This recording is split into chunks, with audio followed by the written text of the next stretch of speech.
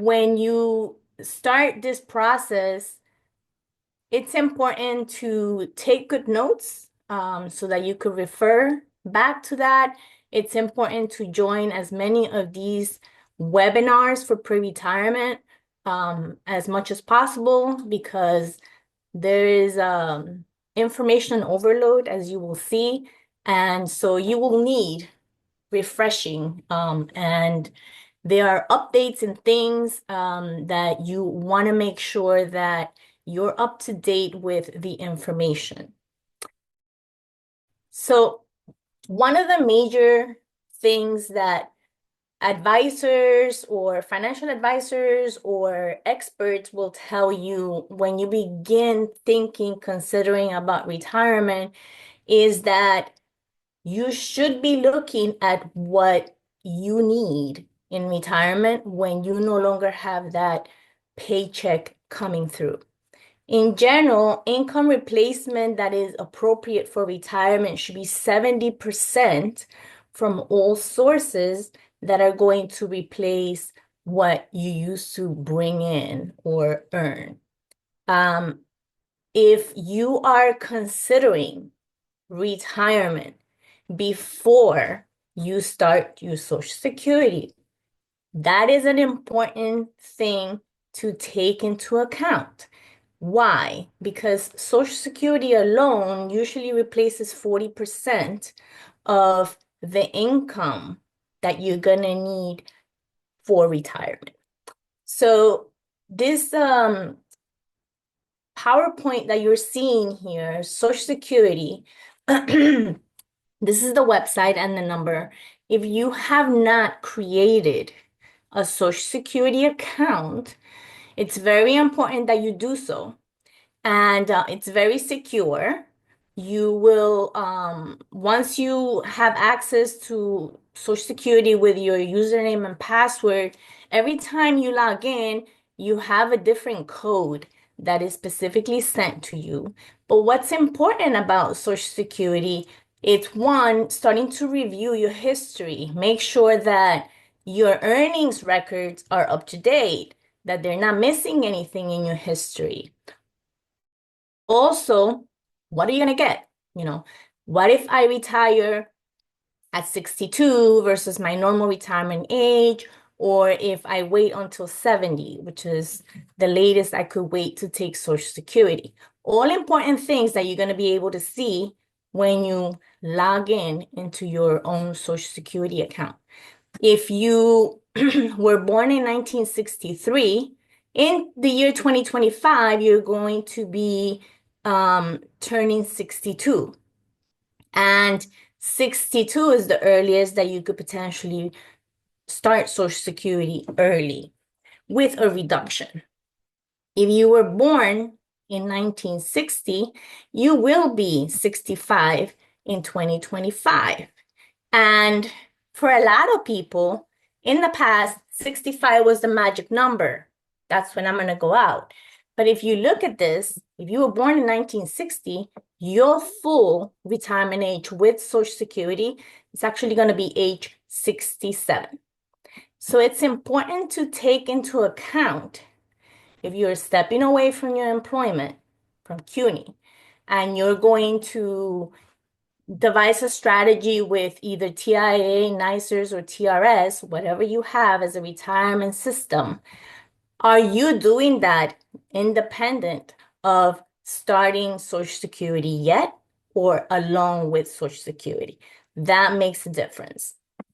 So it is important that you're making a budget, you're doing a budget, and that you determine what your needs are and to see if your needs, your income needs are going to be met along with whatever you have out there for retirement.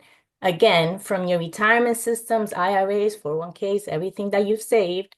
And if you are doing that with Social Security or without Social Security yet.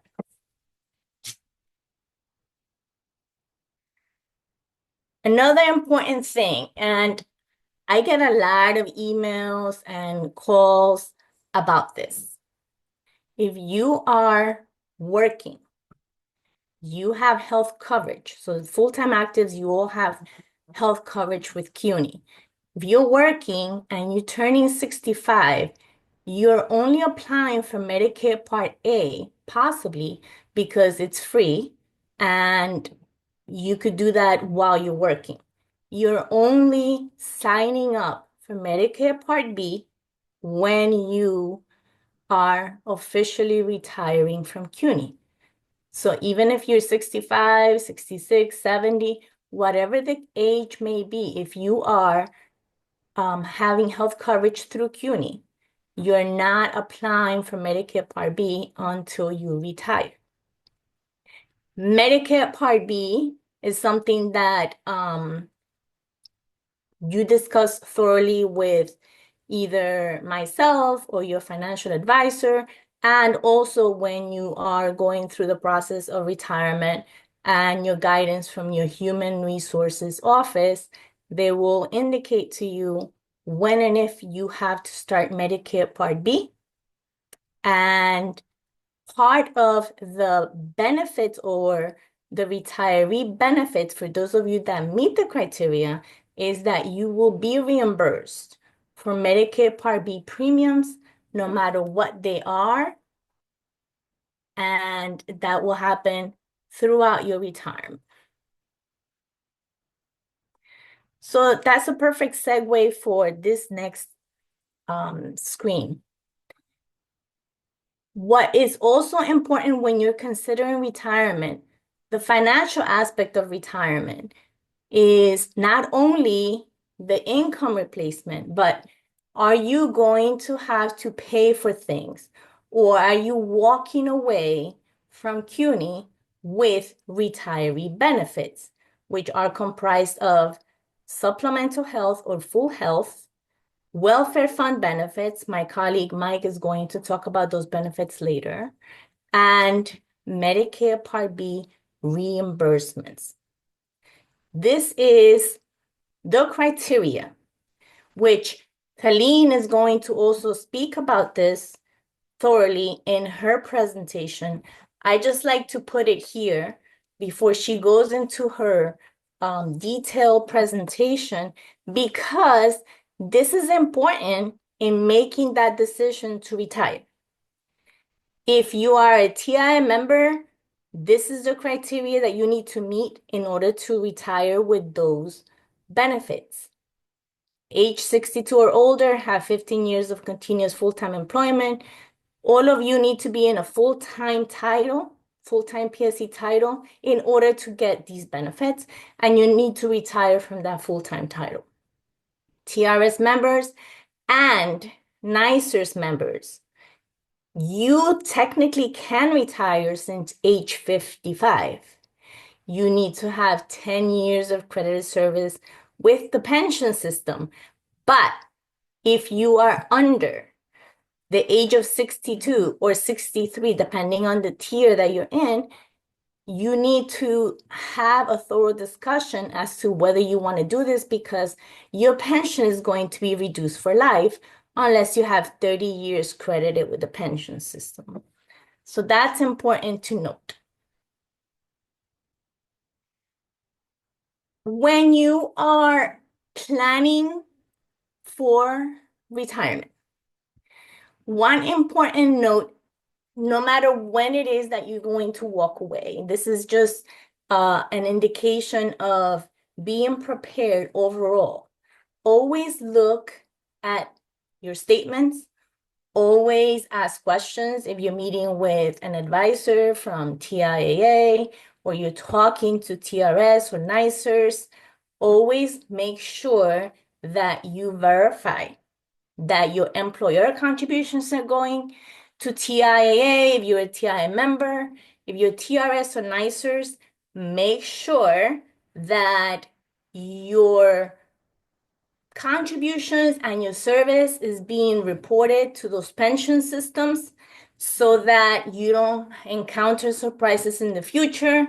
Or maybe those of you that work full-time and also you do adjunct work, whether it's in the same college or I work at Baruch and also John Jay, you have to make sure that you are paying in for the additional work through the pension systems so that you do not have membership deficits, which can be thousands of dollars at the time that you retire.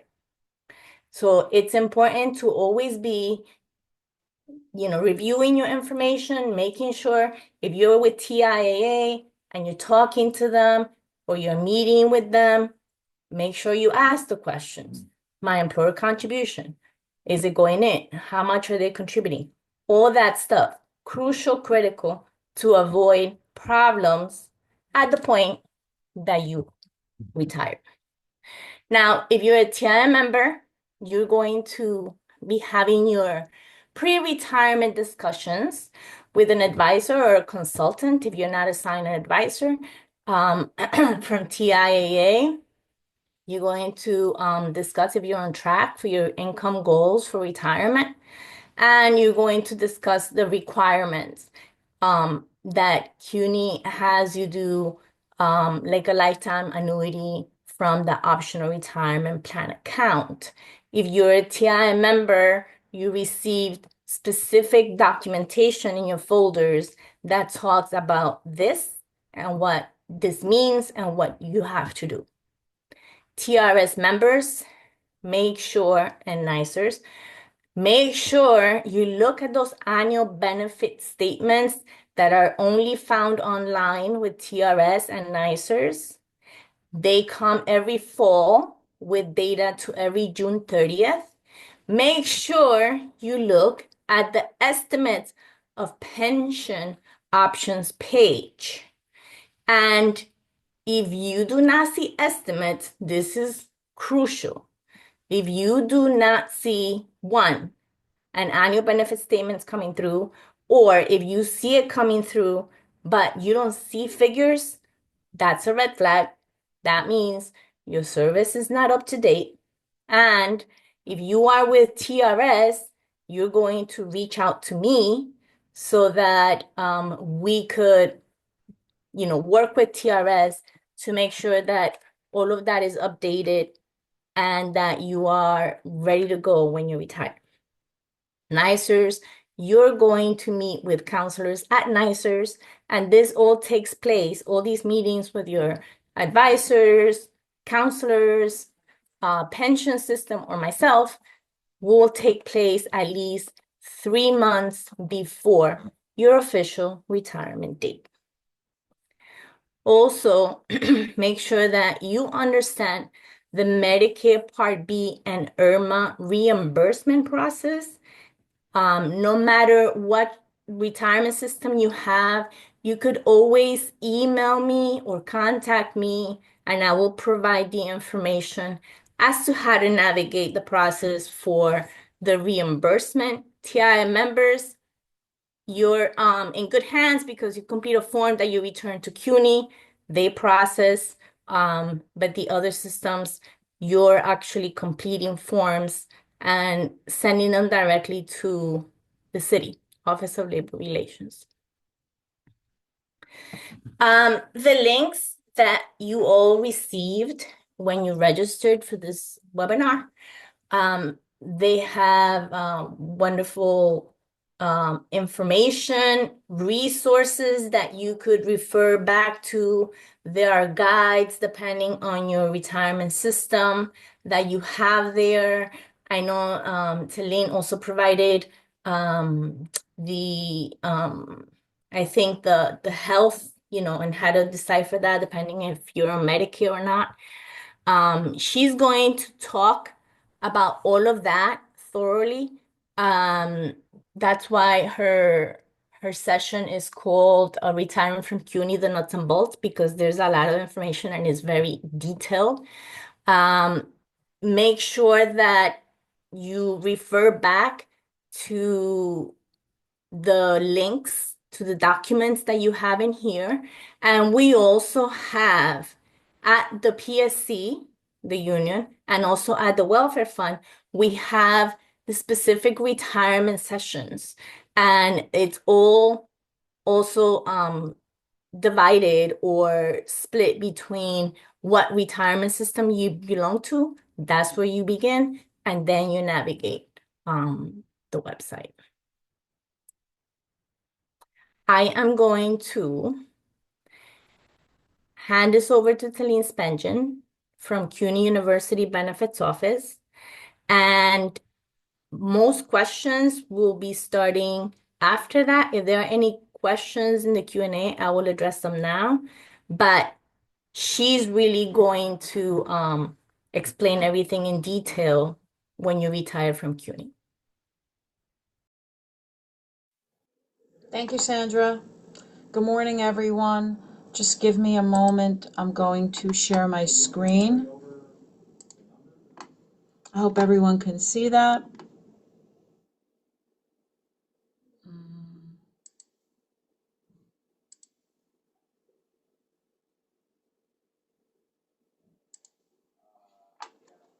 Is that good? Okay. My name is Talene Spengen. I'm the Director of Benefits in the University Benefits Office. This is my email. It's available. I'm always available to everyone who has questions about their specific circumstances. Your first point of contact should always be your benefits office or the HR office at your campus. If your circumstances are particularly complicated, they do escalate and seek guidance from me. So I would prefer that you contact your benefits officer before coming directly to me, but I'm always available nonetheless. These are the agenda items that I'm going to go over today. I'm going to try to keep things general as possible and not get into the nitty-gritty of particular circumstances of your situations. If you do have questions, it would be ideal to keep them general in nature. And then you can contact me offline if you have very specific questions about your particular circumstances. This is language that is taken directly from your contract. It defines how you can be eligible for retiree benefits based on the year that you were hired, your years of service and age. For most of you, this is the category, this is the criteria that applies to most people that are attending today. If you are separated from CUNY at the age of 62 and have 15 years of pensionable continuous full-time CUNY service, you're eligible for retiree benefits. The 15 years, this is particular to those of you who are in the TIAA plan. And if you are if you separated prior to reaching age 62 and you have 15 years of pensionable service, you can come back when you reach age 62 and claim your retiree benefits, with the exception of working in the intervening years at a post-secondary institution, educational institution, fulfilling the same job duties that you have at CUNY. So that's an exception. So where you work when you leave CUNY matters if you fall into this category. If you are in TRS, NICERS, or a Board of Ed retirement system, you need 10 years of credited service to be eligible for retiree health insurance. Recently,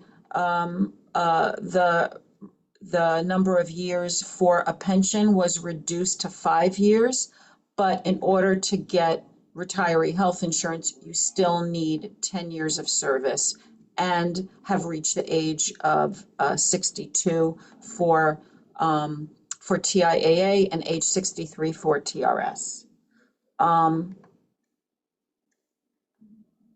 You're eligible for retiree benefits if you're eligible for a pension from either of these, for any of these pension systems. This is a retiree timeline of events. This is kind of a general guide to when you should apply or when you should meet with your HR office for verification of service. That's very important. I say 4 years because if there is a possibility that you're going to participate in the phase retirement program, you would have to start that process 4 years prior, which I will get into. Um, for the Travia, you should apply 4 months prior to going on Travia leave, and so on and so forth. These are the things that I'm going to talk about in detail. So verification is very important because that kind of drives everything. That determines if you're eligible for a pension, for retiree health. You have to, in some circumstances, if you're in TRS, prior city service also counts towards your years of service and your eligibility. So if you worked at the Board of Ed, or if you worked at a different city agency, all those years of service have to be verified. If you worked at multiple CUNY campuses, all those years have to be certified by the HR staff in order to determine that you're eligible to retire.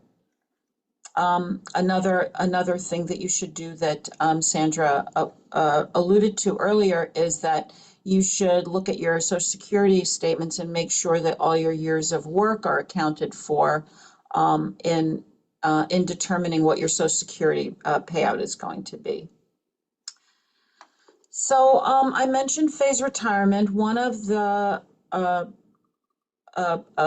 policy programs that we have for those who are in TIAA. This doesn't apply to TRS participants, but those who are in TIAA and have 15 years of continuous full-time service and have reached age 65 may be eligible for what we call phase retirement. And what this does is it allows you to gradually phase into retirement by letting you work 50% workload at 50% salary for either 1 year, 2 years, or 3 years before you actually retire and stop working. The first day of phase retirement has to be consistent with the first day of the fall semester. There's no digressing from that. And if you are also eligible for Travia leave, you can take Travia leave in the final semester of the phasing period, whether that's 1 year, 2 years, or 3 years. But it cannot exceed 3 years, and Travia leave is inclusive of the 3 years. Phasing is irrevocable. Once all the documents are signed and submitted, you cannot change your mind about retiring. You must retire at the end of the phasing period. One thing that is allowed, though, sometimes faculty decide to phase for 3 years, and then after a year of phased retirement, they realize that they love partial retirement and they want to cut the time period down to 1 year or 2 years. You can make those kinds of changes, but retiring at the end of the phasing period is not negotiable. Even though with Travia leave, you do have the option of rescinding your decision to retire, and a lot of faculty take Travia leave and at the end of it decide that they want to come back to work, and they're allowed to do that. But if the Travia leave is part of the phasing arrangement, then it's not possible to rescind retirement from Travia in that case. You should apply about a year before you plan going on phase retirement in order to give the department time to make arrangements for your reduced workload and then your eventual retirement. For HEO titles, the phasing is slightly different. It's still only for those in TIAA. You still have to have reached age 65 and have completed 15 years of full-time continuous service, but your phasing period, the workload is reduced to 80% and your salary is reduced to 80%. You can phase for either 6 months or a year, beginning at the fall or spring semester. It doesn't have to be the first day of the fall semester the way that it does for faculty. And again, Travia can be the final semester of your phasing period. So what is Travia leave? Travia leave allows you to get your half of your sick leave paid out, um, and remain on payroll for up to 5 months or a semester, before you actually retire. So if you have the annual maximum, the maximum of 160 days accrued of sick leave, then you will get 80 days paid out. If you do the math, a semester is a little more than 80 days, but it's rounded up to a full semester if you have the maximum of 160 days of sick leave. And if you're a HEO, it is rounded up to 5 months. If you take you can take Travia leave either in the fall semester or the spring semester. If you take Travia in the fall semester, your retirement date will be the last day before the spring semester starts.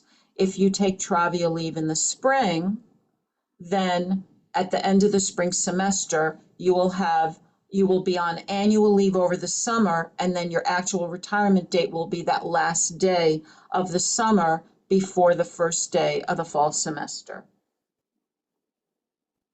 And you should be mindful of your accrued sick days, if you are contributing to the catastrophic sick leave bank, or if you are donating sick leave to a colleague as part of the dedicated sick leave program.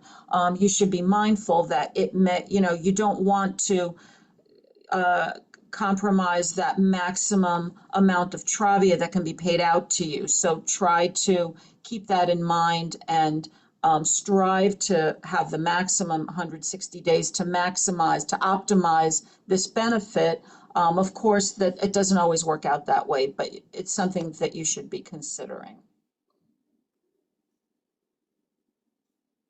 I already talked about this, about Travia leave being in the spring and then getting annual leave paid out before you actually retire. HEOs who take Travia leave will have their annual leave paid out prior to Travia in a lump sum. While on Travia, I get this question a lot. Can I work while I'm on Travia leave? For teaching faculty, teaching titles, you can teach up to 3 credits during the semester that you're on Travia leave.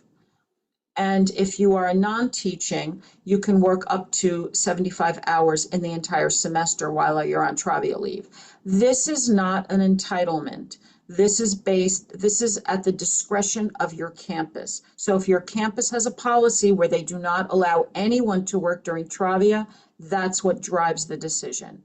So this is, as I said, it's not an entitlement, and it's at the discretion of your particular campus. But these are the general guidelines. For non-teaching staff, there is a cap of the annual leave that can be paid out in a lump sum. So if you're an ECP, you can accrue up to 50 days, but you will not be paid out more than 50 days. So you should consider this in your final year of working, possibly spend down your annual leave, so that you don't exceed the cap and you don't lose payout of annual leave days that exceed the cap.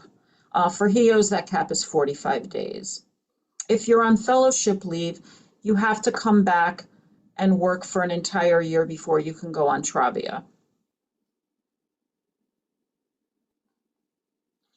So this is a snapshot of Medicare coordination. I'm going to stop sharing my screen so that I can switch over to this document that I want to go over in detail.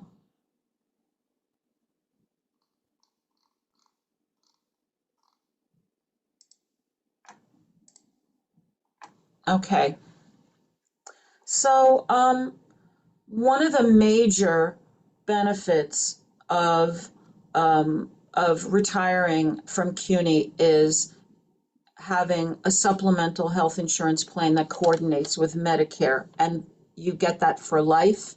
And if you're married, your spouse is also eligible for this. And also, if you have adult disabled children, they are also eligible for this benefit. So when you retire, and you can either retire before you're 65 or after you're 65, and all of these, the different arrangements come into play based on when you reach those thresholds. So this is a chart that I developed to help for you to use as a reference guide so that you understand what you do, when you do it, and what your spouse does in coordination with your retirement, depending on their age. So I'm going to go through a couple of these scenarios just so you get an idea of how to read this chart. So let's say you are, the first box at the top left is for active employee, an active employee who is under age 65. So what do? You remain on the health insurance, your regular health insurance. Part B, Medicare Part A and B are not applicable because you're under age 65. If you are an active employee and you're over age 65, we look at the right column. You remain in your city health plan because you are still actively working and you're not required to enroll in Medicare Part B. You do not, but you can enroll in Medicare Part A. There is no consequence and there's no cost to it. So we recommend that as soon as you turn 65, even if you're still working, you enroll in Part A, but you do not enroll in Part B. So let's look at the next row, which is the top, the person that we're asking the question about is the spouse of an active employee. So if you're the spouse of an active employee and you are under age 65, we look at the first box. You remain enrolled in the city health plan, and Part A and Part B of Medicare are not applicable because you are under age 65.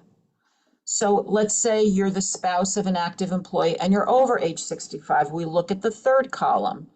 You remain in the city health plan that you're enrolled in because your spouse is still actively working.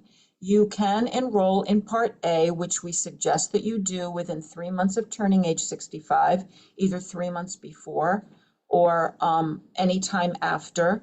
And again, Medicare Part B is not applicable because as long as you're enrolled in the health plan of your CUNY employee spouse who is still working, you do not have to enroll in Medicare Part B. So now I'm going to go down and look at something that's a little more complicated because there are a lot more things that happen once you retire. So this first row is about a retiree who is under age 65. What do? Because you're under age 65, you remain in the active city health plan that you were in as an active employee. Medicare Part A and Part B are not applicable because even though you're retired, you're under 65 and you're too young for Medicare yet. So let's say now you're a retiree and you're over age 65. We look at the third column. Now is the time to enroll in a senior care plan. You enroll in Medicare Part A if you haven't already done so. You enroll in Medicare Part B either 3 months prior or up to 3 months prior to turning age 65. The effective date of Medicare Part B should be the first day of the month in which you retire or turn age 65, whichever comes later. So if you are retired and you turn 65 on May 15, you enroll in Medicare Part B on May 1st. Medicare Part D is not applicable because your drug plan will be provided by the welfare fund, and Michael is going to go into that in further detail. And now is the time that you also apply for Medicare Part B reimbursement and IRMA if you are subject to IRMA, which I'm going to talk about in a second. So this is essentially the way that you read this chart. I hope that it's clear to you. If it's not, you can recommend changes if necessary, but these are all the different categories of retirees with a spouse, without a spouse, under age 65 or over age 65. And this chart should answer many of your questions with regard to Medicare Part B and enrollment and reimbursement. So I'm going to stop sharing this and go back to my original presentation.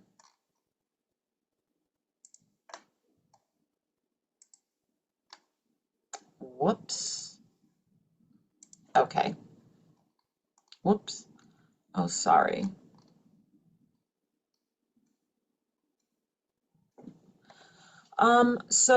While you're retired, the health plan that you choose when you retire is not a final decision for you. During the transfer period every year, you do have the option of changing your plans if for whatever reason you find that it's not working for you, so you're not stuck in it for life.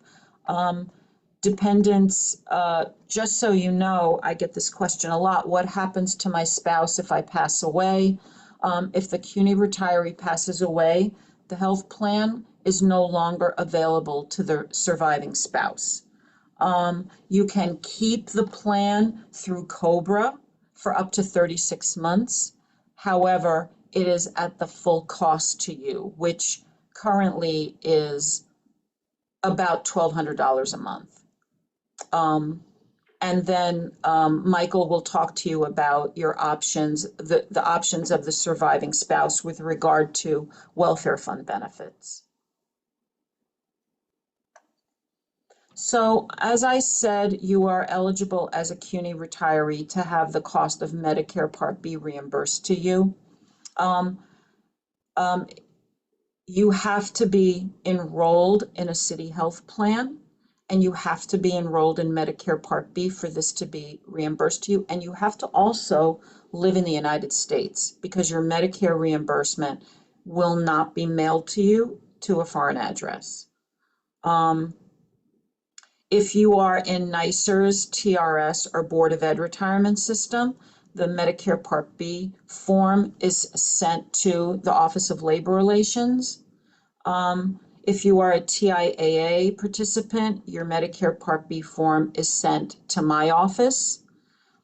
Just so you know, when you go to meet with your benefits specialist at the time of retirement, all these documents are going to be given to you.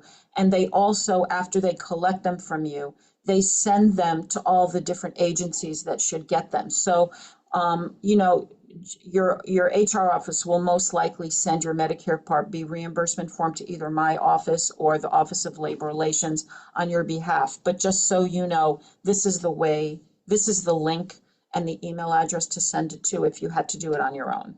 So let me just briefly talk about IRMA. IRMA is an income-related monthly adjustment amount. So a number of years ago, it was decided that people who had higher levels of income should pay more for Medicare. And so based on your income level, you may be subject to additional IRMA premiums. This is also reimbursable to you.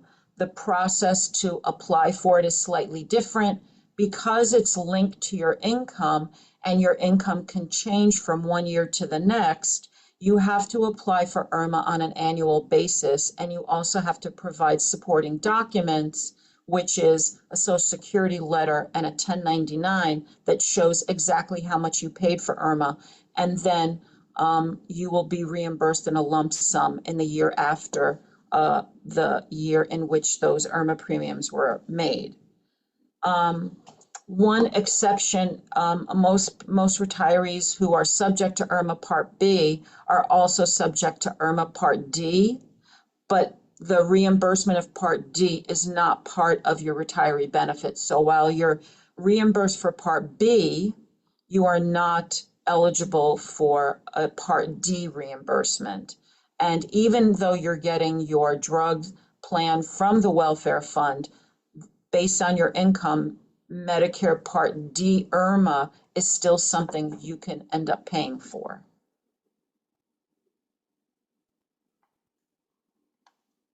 This is just a reiteration of what I talked about. Medicare eligible retirees must apply for Social Security and Medicare Part B, Medicare Part A, but not Medicare Part D.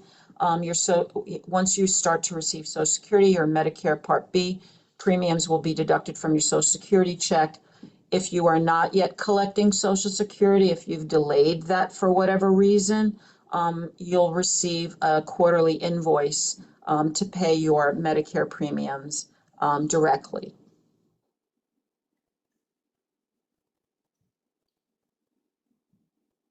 Once you do, I'm sorry, once you do, when you're retired and you reached age 65 and you are enrolled in Medicare Part B, you will then be enrolled also in a senior care plan, which I'm going to talk about in a second. Medicare will be your primary coverage, and the senior care plan will be your secondary coverage. Just so you know, the most CUNY employees are either on a GHI HIP plan or the GHI CBP. And then when they retire, they stay in either of those plans. The retiree HIP plan only works because it's an HMO. It only works if you live in the tri-state area because you have to go to a doctor that accepts HIP. If you are in the senior GHI senior care plan, that's an exception. That the senior care plan has a unique coordination with Medicare that none of the other plans have. In that, if you go to a Medicare doctor and Medicare is primary, will pay for 80% of the claim. Your GHI senior care plan will pay the balance, the 20% balance. This coordination is unique to these two plans and doesn't exist with the other plans. And you don't have to go to a doctor that accepts GHI for this coordination to work. And because it works for any doctor who accepts Medicare, it doesn't matter where in the country you live. This arrangement works nationally. So if you move to Florida, Arizona, California, it doesn't matter. This, as long as you go to a Medicare doctor, this coordination of benefits exists with the senior care plan and Medicare in combination.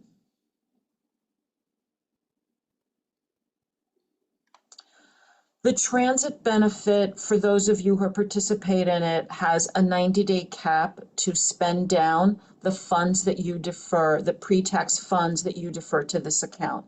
So if you are participating in the transit program, you have 90 days from the date of retirement to use up those funds. And the only way to use up those funds is to purchase public transportation tickets, whether it's MTA, New Jersey Transit, the PATH, or Metro North, whatever the case, Long Island Railroad.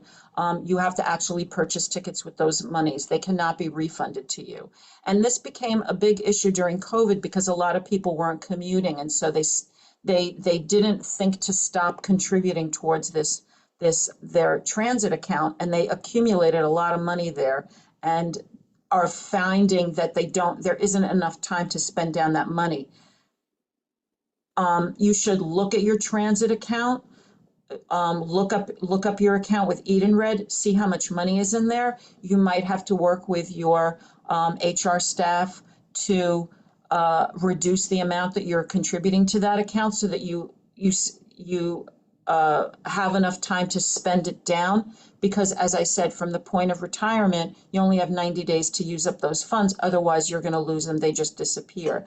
And the 90 days applies to your actual retirement date. So while you're on Travia, you still might be contributing to this, and you may not be commuting. You may not need it. So you might consider reducing the amount that you put into transit, or maybe stop it completely so that you have time to spend it down, because you're still considered active while on Travia, and in the summer while you're on annual leave, your actual retirement date will be that last day of the summer before the fall semester. That's when the 90-day clock starts. And some of you may have also been eligible because of your age for an MTA discount. So maybe you're contributing more than you needed to because now you're eligible for a discount. You're not spending as much, but you're still contributing the old levels of contribution. So you should look at this. It's very important because there's a lot of money to be lost if you're not on top of this. And the same situation exists for any of you who are in the flex spending account, the healthcare flex spending account, the FSA. If you're contributing to it, you only have 90 days um, at the end of the year, 90 days from retirement to spend down those funds. And the only way to spend them down is to incur medical expenses and get reimbursed. So you should look at how much money is in your flex spending account and make sure to spend that money down before you actually retire so that you don't lose what's there. The New York State Deferred Compensation Plan is a plan over and above the TRS or TIAA TDAs that you may be eligible for. It lets you contribute additional pre-tax earnings to an investment plan. Even if you're a couple of years away from retirement, you should consider this, especially if you are maxing out your tax-deferred annuity with either TRS or TIAA. The monies that you put in this account are not coordinated with those, and they're not subject to the same limits. So if you are maxing out on your TDA, for example, with TIAA, you can also max out on your tax deferred, on your New York State Deferred Comp program. So it's a way of doubling what you put in a tax deferred annuity. If you can afford to do that, it's a really good option. You have to be educated about what the withdrawal rules are because they differ from the TIAA and TRS TDAs. But once you understand what those withdrawal rules are, this is a really great investment option for you if you're already maxing out on a TDA. Retirement counseling is something all of you should avail yourselves of, whether it's with Sandra, whether it's with your pension system, the TIAA representative. Gather as much information as you can so that you make the most informed decisions about your retirement.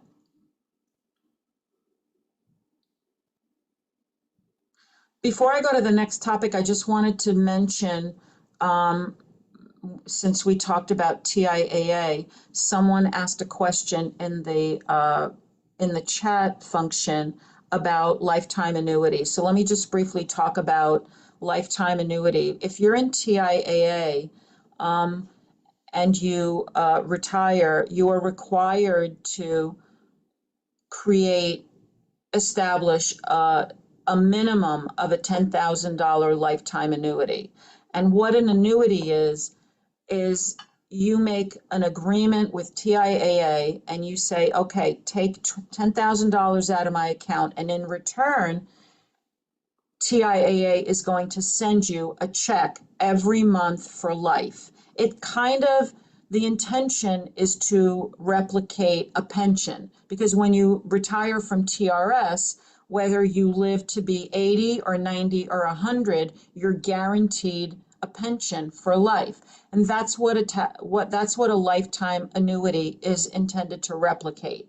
But it's with a smaller amount of money, so a minimum of $10,000.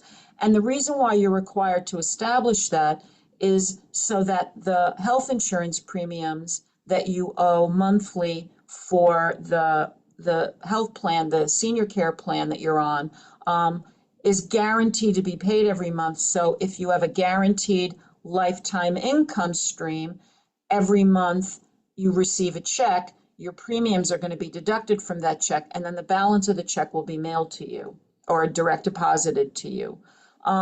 Because premiums can increase over the years, and we want you to have guaranteed retiree health without any disruption, you are required to freeze $50,000 in your TIAA account. So if you're on the lowest paid, the cheapest retiree health plan, which is probably the senior care plan, you only have to annuitize a minimum of $10,000. So that'll reduce the 50. So if you have 50,000 frozen, you annuitize 10, you have a 40,000 left that you have to freeze and not touch. And what that means is it sits in your account, that money, the 50,000, and accrues interest the way all the rest of the money does in your account. But if you wanted to withdraw money from your TIAA account, you can withdraw all but the 50,000 or 40,000 if you've annuitized 10. So that is the intention of the lifetime annuity. If you pass away without annuitizing all 50,000, then when you pass away, whatever's left, it will go to your beneficiaries. If you wanted to annuitize the full 50,000, you could do that, and then you will have access to all the rest of the money in your TIAA account, subject to whatever withdrawal rules apply to the investments that you've made.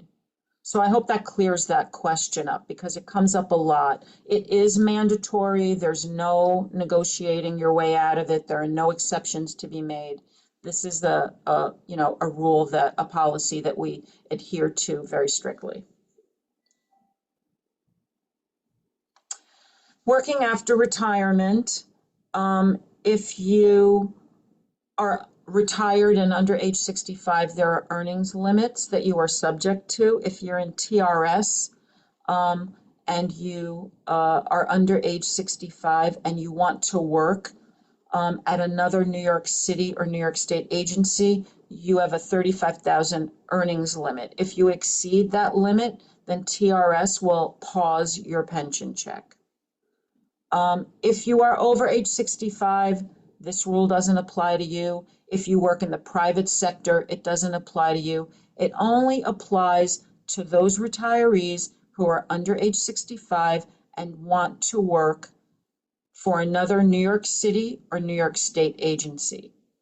In addition, the $35,000 rule applies to TIAA participants if you are working and earning more than 35,000 and you try to withdraw funds from your TIAA account. Our office, the person in my office who is responsible for approving withdrawals, he's going to look at whether you're actively working or not. And if you are actively working and you are earning more than $35,000, he will deny that withdrawal. So that is the consequence of earning more than $35,000 after you retire. This is just a reminder that all of these different entities that you have relationships with, whether it's TIAA, your HR office at your campus, the TRS, the pension, the PSC, the welfare fund, the Office of Labor Relations, none of these systems really talk to each other. So when you have banking changes, beneficiary changes, sometimes people lose their spouse, they get divorced, they get remarried. All of these things affect your benefits. And so all of these milestone changes and banking information changes, address changes, emails, phone numbers, let everybody know so that they can always contact you if necessary and that nothing falls through the cracks so that you're up to date on information that is being shared and so that you're always in the loop. So don't forget to let us know of all these changes and not just one entity, all of these different entities that you have a relationship with. And this is just a reiteration of the prior slide. And these are just some links that may or may not be important to you. And now I'm going to stop sharing my, whoops. And if I have any, oh. Hi, Talene. I have questions in the Q&A that I'll read to you, Okay. you to answer live. How is the 3 credits compensated if teaching during Travia? Through payroll. It's not different from, it's Anything. the same way that you get paid now. Okay. How long do you need to be married for your spouse to get health benefits?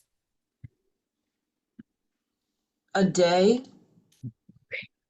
The day that you get married is the day that it's a qualifying event. You can add your spouse to your health coverage, whether you're the same as if you're actively working. And it applies to retirees as well. Okay. For HEOS, I was told that the college will not pay on a lump sum for more than 7 to 10 days. Is that correct? I am thinking they're talking about vacation days. I'm not sure. Um, some of these time and leave payouts vary from one campus to another. Some of these campuses have their own policies about that. There isn't one rule that's etched in stone that everyone has to adhere to. So some of these payouts are done differently, depending on the campus. Is there a cost for senior care plan, like an out-of-pocket cost? The senior care plan is a $0 for the basic level. If you want the rider, which I recommend that you get, which gives you enhanced hospitalization, is only $10 a month, not even, for both you and your spouse. So it's well worth getting the rider. And that premium is what will be deducted either from your TIAA lifetime annuity or your pension check. Those premiums get deducted from your pension or your TIAA annuity, and then your Medicare Part B premium is deducted from your Social Security check, or if you're not receiving Social Security, they will send you an invoice. Okay.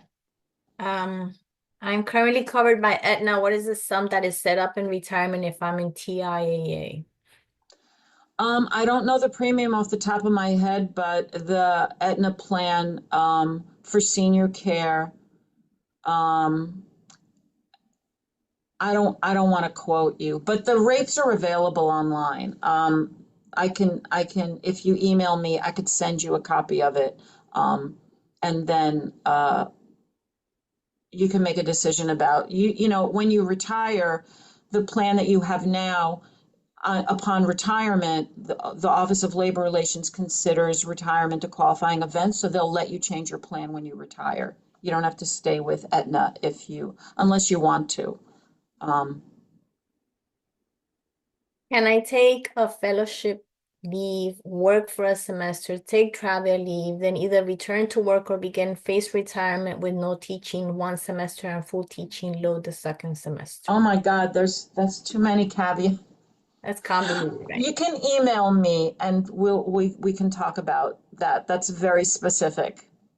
Right, but just to put it out there, with fellowship leave alone, if you do have to come back for a year, Right. you can work 1 semester, and if you have 160 sick days, to be able to take a full Travia, your second Hmm. semester could be Travia, and then you retire. Just Hmm. fellowship. Um, okay. So email Talene Spangen, and then you provided the PowerPoint in I the sent it to Anais. I believe she emailed it to everybody. okay, somebody's asking about that. Um, Can you talk about RF CUNY Research Foundation of CUNY? Someone is saying, are there any specific CUNY rules about working for RF payroll on funded research projects after retirement? No, because Research Foundation has its own payroll system, so it's not considered a city agency. It's a private nonprofit. So you can work for Research Foundation without compromising any of your retiree benefits. Right. So Research Foundation, the criteria and everything that you've been seeing in our PowerPoint, it's relevant to CUNY. Research Foundation is a different employer, does not. Right. Okay. Is a disabled spouse under 65 and receiving Medicare Part B eligible for the reimbursement? So the reimbursement is a retiree benefit. So the CUNY employee has to be retired to receive a retiree benefit. So no, it's not. Once the CUNY employee retires, then the spouse is eligible for the reimbursement, but not before then. Right. Okay. I have CUNY health benefits for myself and my spouse who also teaches in CUNY. Should I predecease him? Will he continue receiving health benefits?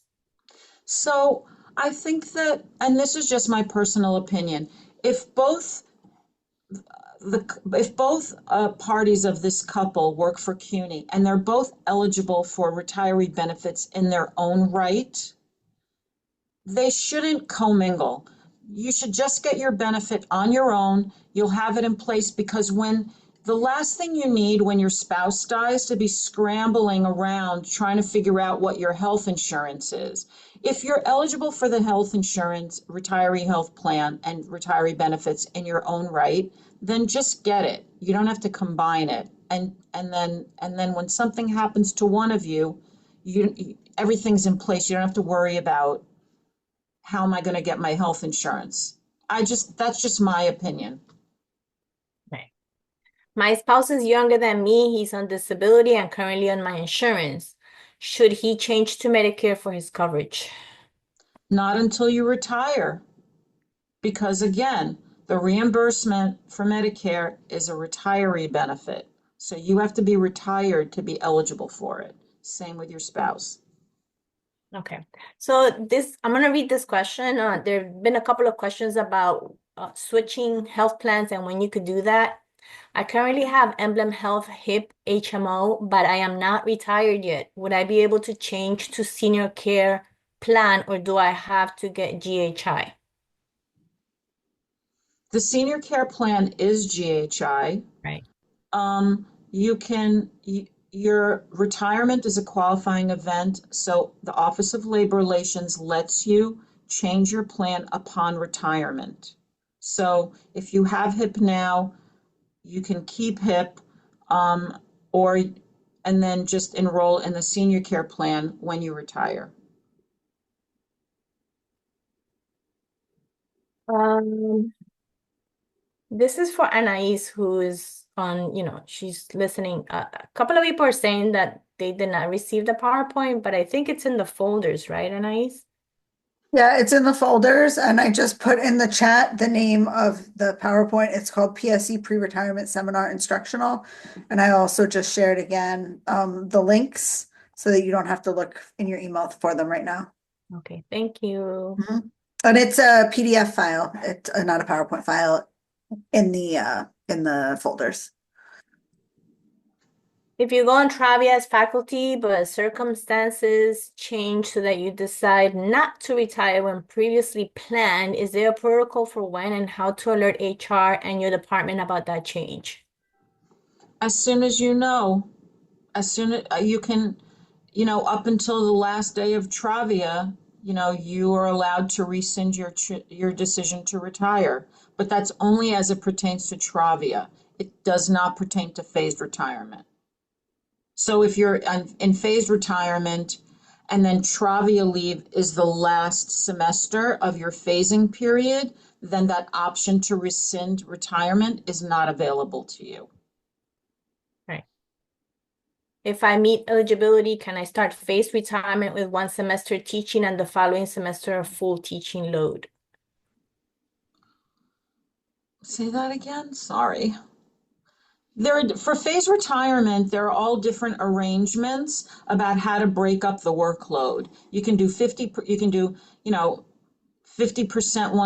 25% one semester, 25% the other semester, 50% one semester, 0% the other semester. If you look at the phased retirement form, there's all different ways to break up the workload. But regardless of how the workload is broken up, your salary will always be 50%. So your salary is consistent, just the workload changes around. And Right. all the different options are laid out on the phased retirement form that you can find on our website. And someone has a question if they take Travia and then return to work and they take Travia again.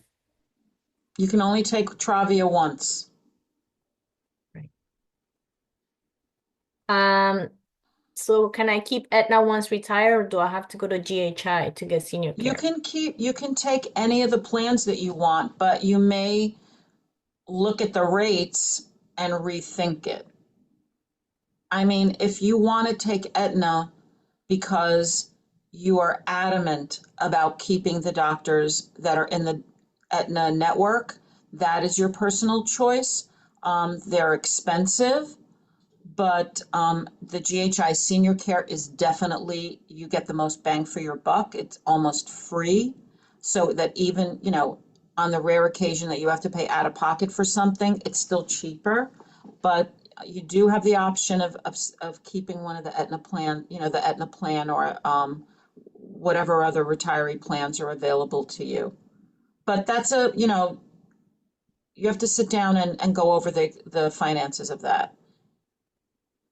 Penny, can you discuss the process for the retiree benefits? Because someone just posted this question. Please post the link to form to apply for health coverage at time of retirement. The form I found does not allow filling all the fields.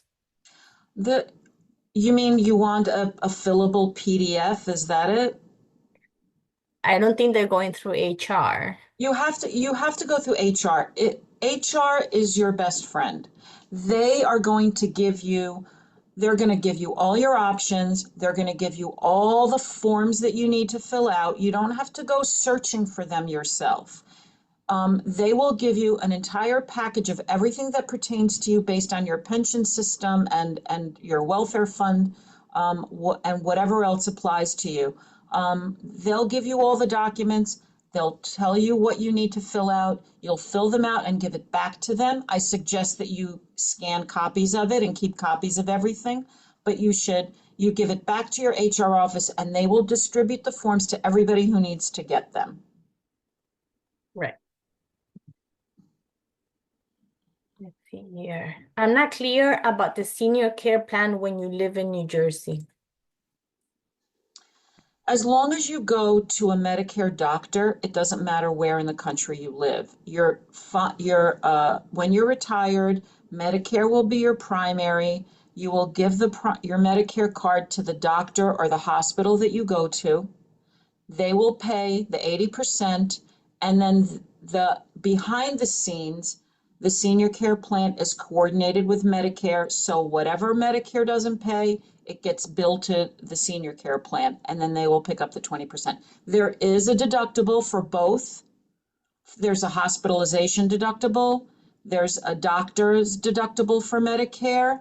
And there's a deductible for the GHI senior care. So early in the year, there's going to be some out-of-pocket expenses, but once those deductibles are met, then the 80-20 arrangement should cover almost everything. Okay. If I teach 1-3 credit class while I'm on travel leave, am I paid extra for that teaching, or do I just receive my salary from travel leave? I believe you get paid extra for it, but only if your campus allows you to work while on Travia. Okay. Can you go over again any issues with moving out of the country after retirement? So if you live outside of the country, you're not going to get your Medicare Part B reimbursement. And that's just an Office of Labor Relations rule. It's not our rule. So you are technically not eligible for a Medicare Part B reimbursement if you live outside the country. I don't know if that means that,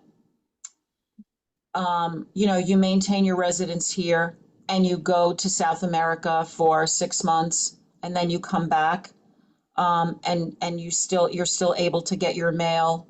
I mean, they're not knocking on doors, making sure that you live in the United States, but if you are living permanently outside the United States, your Medicare Part B reimbursement is not going to be mailed to you.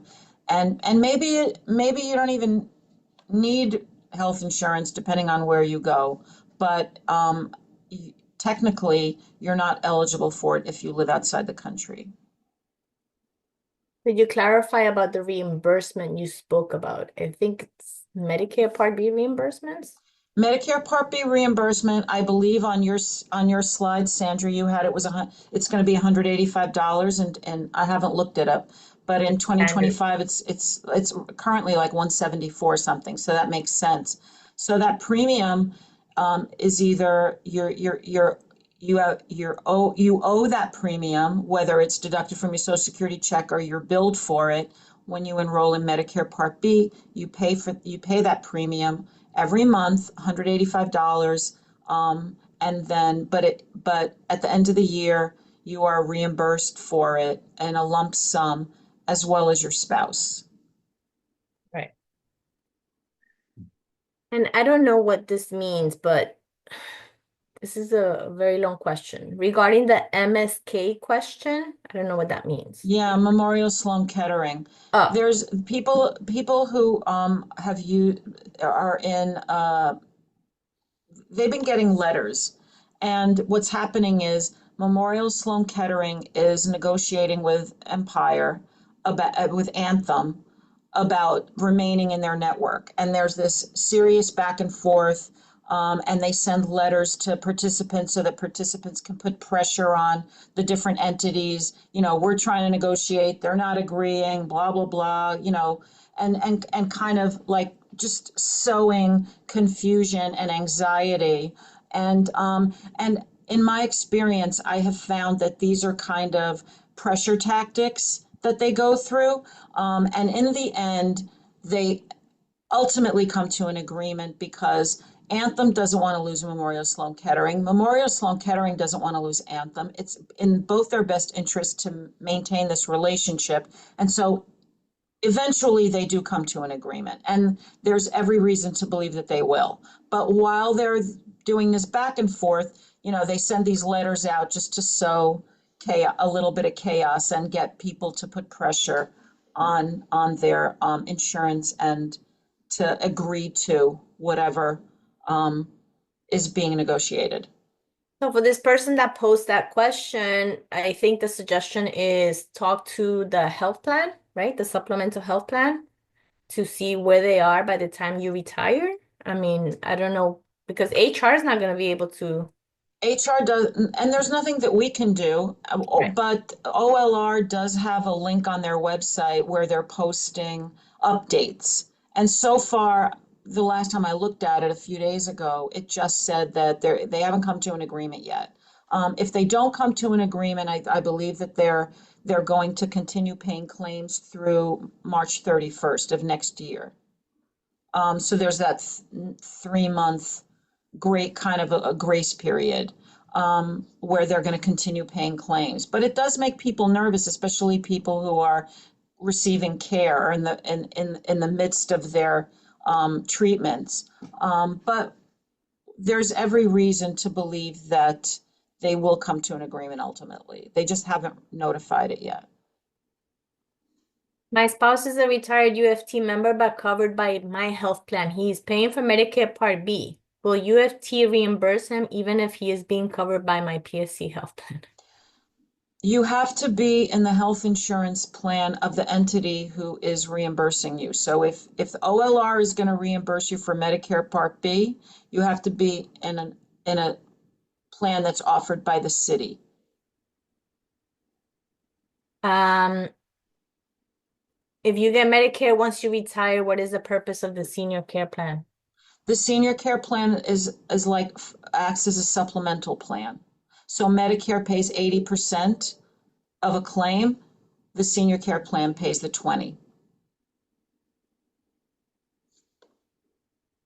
Just confirming for senior plan, we should choose traditional Medicare for B versus an Advantage plan. All right, so let's talk about Medicare Advantage plan. Yes, in order for that coordination to happen, it has to be traditional government Medicare. The Medicare Advantage plans, and I know all of you are probably bombarded with materials in the mail about joining their Medicare Advantage plan. That is not what this is. Though, because the Medicare Advantage plan kind of combines Medicare and a private health, the supplemental plan is rolled up into one plan. But for this arrangement that we have, that we offer retirees, it's traditional government Medicare and the GHI senior care plan that coordinates with it. Back to New Jersey and Aetna, as long as the doctor accepts Medicare, I cannot be denied if I switch to Anthem instead of Aetna. Yeah, if you have the senior care plan with Medicare, then, and you go to a Medicare doctor, when a doctor accepts Medicare, they're they're contracted to accept whatever Medicare pays them, and then GHI picks up the balance. It says we MSK patients cannot wait until March to get coverage. Can we then join Medicare B traditional even if working? You can always, I, you can always enroll in Medicare even if you're working. You're not going to be eligible for the reimbursement, but also when you're working, Medicare is secondary. It's not primary. So I don't know what having Medicare, I don't know if having Medicare is going to help anything. I get that for the hospitalization part of it, it could. I mean, if you wanted to, um, if you can enroll in Part A while you're working, as long as you're 65. So if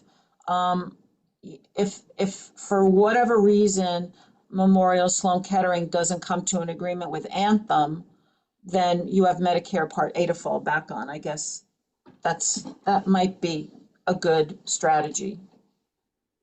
Okay, so I am going to, I think, stop here because I believe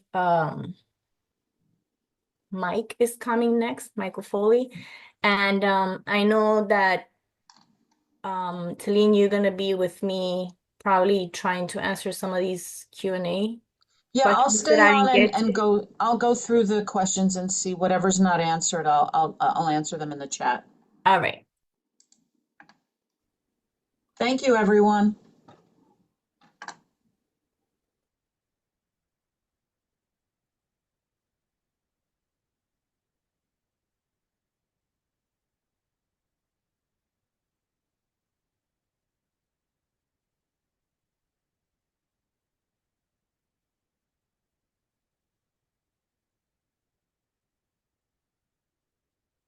Hello, everyone. Can everyone hear me okay?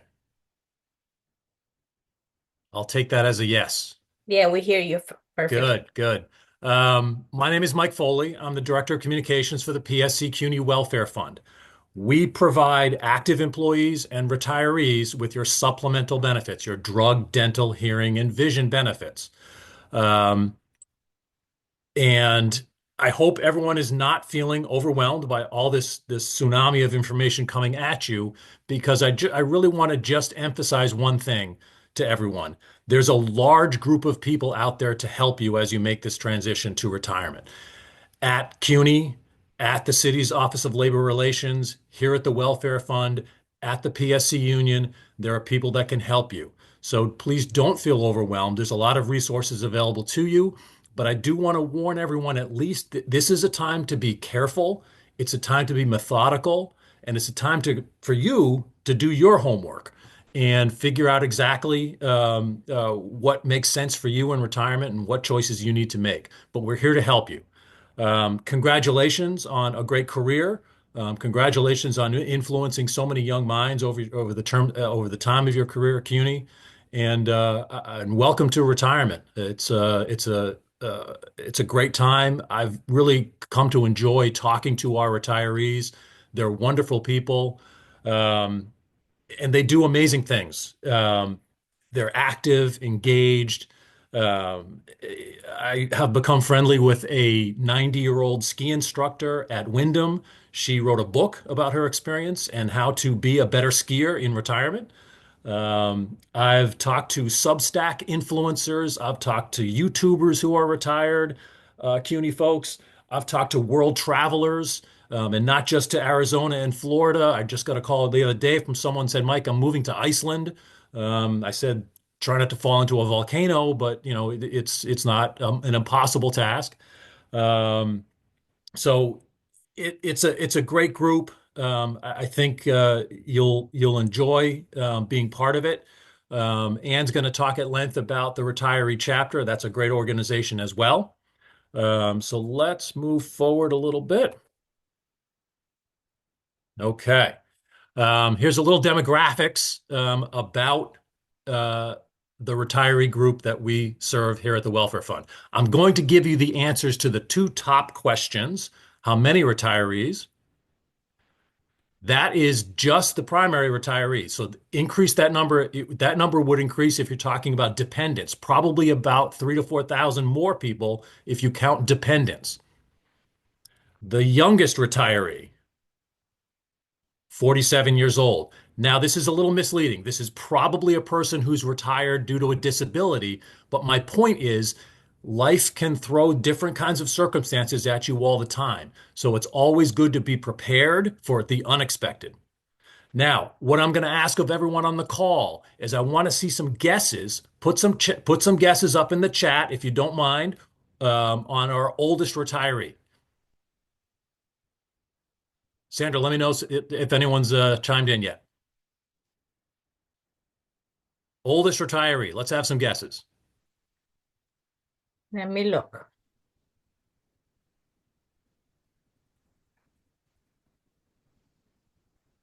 Uh, 90, 105, 104, 101, 85, 105, Okay, I have 100, not heard. 102, 106, Oh, oh, 105. wait a second. Wait a second. Wait a second. We have a winner. 106 years old.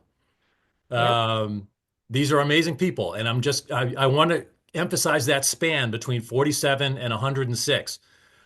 Retirement can go on for quite a long time, so it's crucial that you make some good decisions right now because it'll impact you for quite a long time, possibly and hopefully.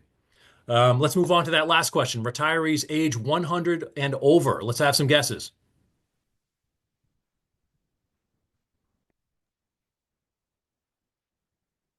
Sandra, anybody? Um, 25, 25, Not quite. 77, 26, Not quite. 30. 38. We have 38 retirees who are age 100 or over. And getting back to my earlier point about feeling overwhelmed. So there are more than 6,000 people who have retired without a problem for the most part. They have made that transition. Everything went, for the most part, well. So please don't feel overwhelmed. Please don't feel intimidated by this process because there's people to help. So let's move into the rest of the presentation. If you take away one thing from what I talk about today, it's please go to the PSC CUNY Welfare Fund's website. You'll find two pertinent pages on that website. One is the page you're looking at, thinking of retiring. This outlines all of the details that Talene has mentioned, that Sandra has mentioned, some of the details that Anne is going to mention, and certainly all the things that I'm going to discuss here today. So it's all right there for as a quick resource. So please go to the website. Sandra, if you don't mind putting up the link to our website in the chat, that would be great. The companion page is called When You Retire. And that goes into a little further detail about things to keep track of during your retirement. But this is the pertinent page for everyone on this call, thinking of retiring. So it's right there for you.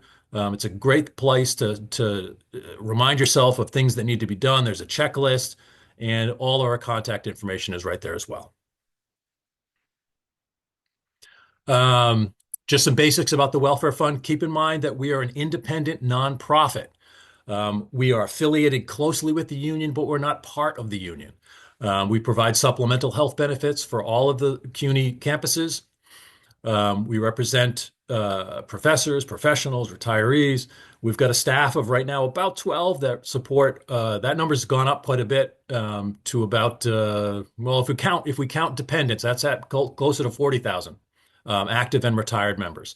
And we're funded on a per member basis, an agreement between the PSC and CUNY, and our funding is limited. We try to make smart decisions about how we provide benefits, and we try to make strategic decisions about how we provide your drug, dental, hearing, and vision benefits. We try and get the best coverage available to offer our active employees and offer our retired members as well. Okay, let me just click out of that. Okay, prescription drugs. One nice thing about the welfare fund is when you retire, it's actually a relatively easy process to transition from active to retired and keep your welfare fund benefits without any real significant interruption. The prescription drug plan is the one area where things sort of change, sort of dramatically a little bit. You move from CVS Caremark into what's called CVS SilverScript, which is a Medicare Part D based plan. It roughly stays the same. The drug formulary list roughly stays the same. You'll get a new card, SilverScript card, and you can continue to use the pharmacy that you prefer.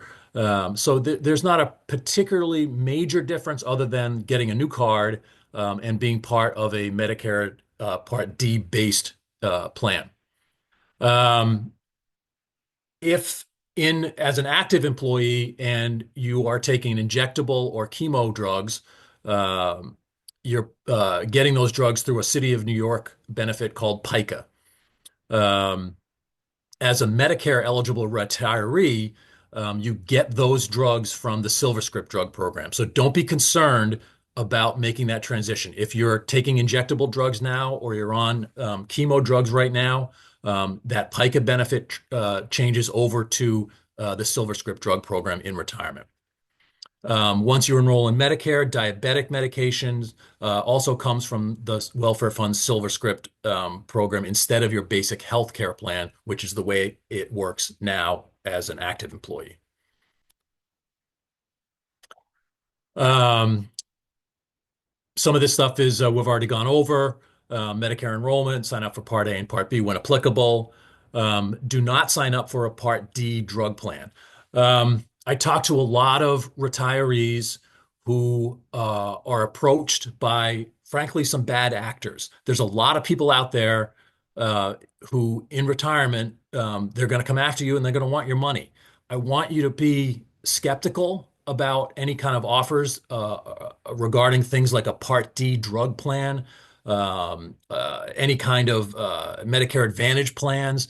It's often said that, I sound paranoid about, being concerned about this. Frankly, you can't be paranoid enough about some of these things. There's so many organizations out there that want your money that you need to be skeptical and you need to be critical about when you're offered these things. A Part D drug rider plan, you get your drugs from the welfare fund. You don't get them through a costly Part D drug plan. So always be skeptical about anything that you see on television, anything that comes in the mail, anything that you get texts about, things like that. Um, the welfare fund will enroll you in the SilverScript Medicare Part D drug plan when you make that transition to retirement. And as stated, most of our benefits do not change upon retirement. If you're in the Guardian dental plan or the Delta dental plan, it continues. If you're in the Davis Vision plan, it continues. If you are in our True hearing aid benefit, it continues. In 2024, we switched, you may have heard about this, we switched from Hear USA to True Hearing. So all those things make a smooth transition over. Nothing is interrupted, nothing's changed, no deductibles increase, no copays or anything like that. It's as you experience right now with dental, vision, and hearing, it continues over smoothly. Some welfare benefits do end at retirement. Your disability ends when you retire. Your death benefit for your survivors expires, and your extended medical expires when you enroll in Medicare. That doesn't mean you don't get those benefits. It's just not really coming from us. There may be other ways to obtain those benefits. A lot of this falls under Medicare in retirement. Let's talk about catastrophic major medical and long-term care and life insurance. These are policies that you may have taken out years and years ago. Catastrophic major medical, we've been unable to offer that policy to our members for well over 10 years now because we can't find an insurance company that'll underwrite it at an affordable rate. Likewise for long-term care. If early in your career you took out these policies and you've been paying the premiums ever since, congratulations. These are fantastic insurance policies to have in retirement. Catastrophic major medical is a $2 million insurance policy that pays for things like unexpected drug costs, unexpected medical expenses, some in-home care, things like that. So please continue to pay those premiums for your catastrophic major medical policy. Long-term care, same deal. Long-term care is a little better for things like assisted living facilities, memory care units, things like that. And your long-term life insurance program policy, which more than likely will have come from New York State United Teachers. Our friend Michelle will be talking about that shortly. One decision you do have to make with regards to your catastrophic or long-term care plan is how you want to continue paying those premiums. Many of you have set up the deductions to be automatic or set up the premiums to be automatically deducted from your paycheck. You now have to decide whether or not you want to make those premium payments directly, have them deducted from a bank account, or have them deducted from your pension. It starts with a call to the people, and that reference to Mercer there is a little outdated. It's a company called AMBA now for catastrophic. It starts by calling the company that administers those policies, telling them you want to change your deduction method, and they'll begin the process for you. And there's the process there listed. You see those bullet points. It's also a great time to make sure that your mailing address has been updated with a variety of different people. If you do change your mailing address in retirement, it's important that the city knows that. It's important that the union knows that. It's important that the welfare fund knows that, as well as CUNY. So yeah, protect that catastrophic major medical policy if you have it. Protect that long-term care policy if you have it. Again, I urge everyone to listen to Michelle Kennedy from NYSET about the importance of some of the policies that NYSET offers, such as a long-term care policy available through NYSET that you can get. Whoops. Yep. Let me back up one time.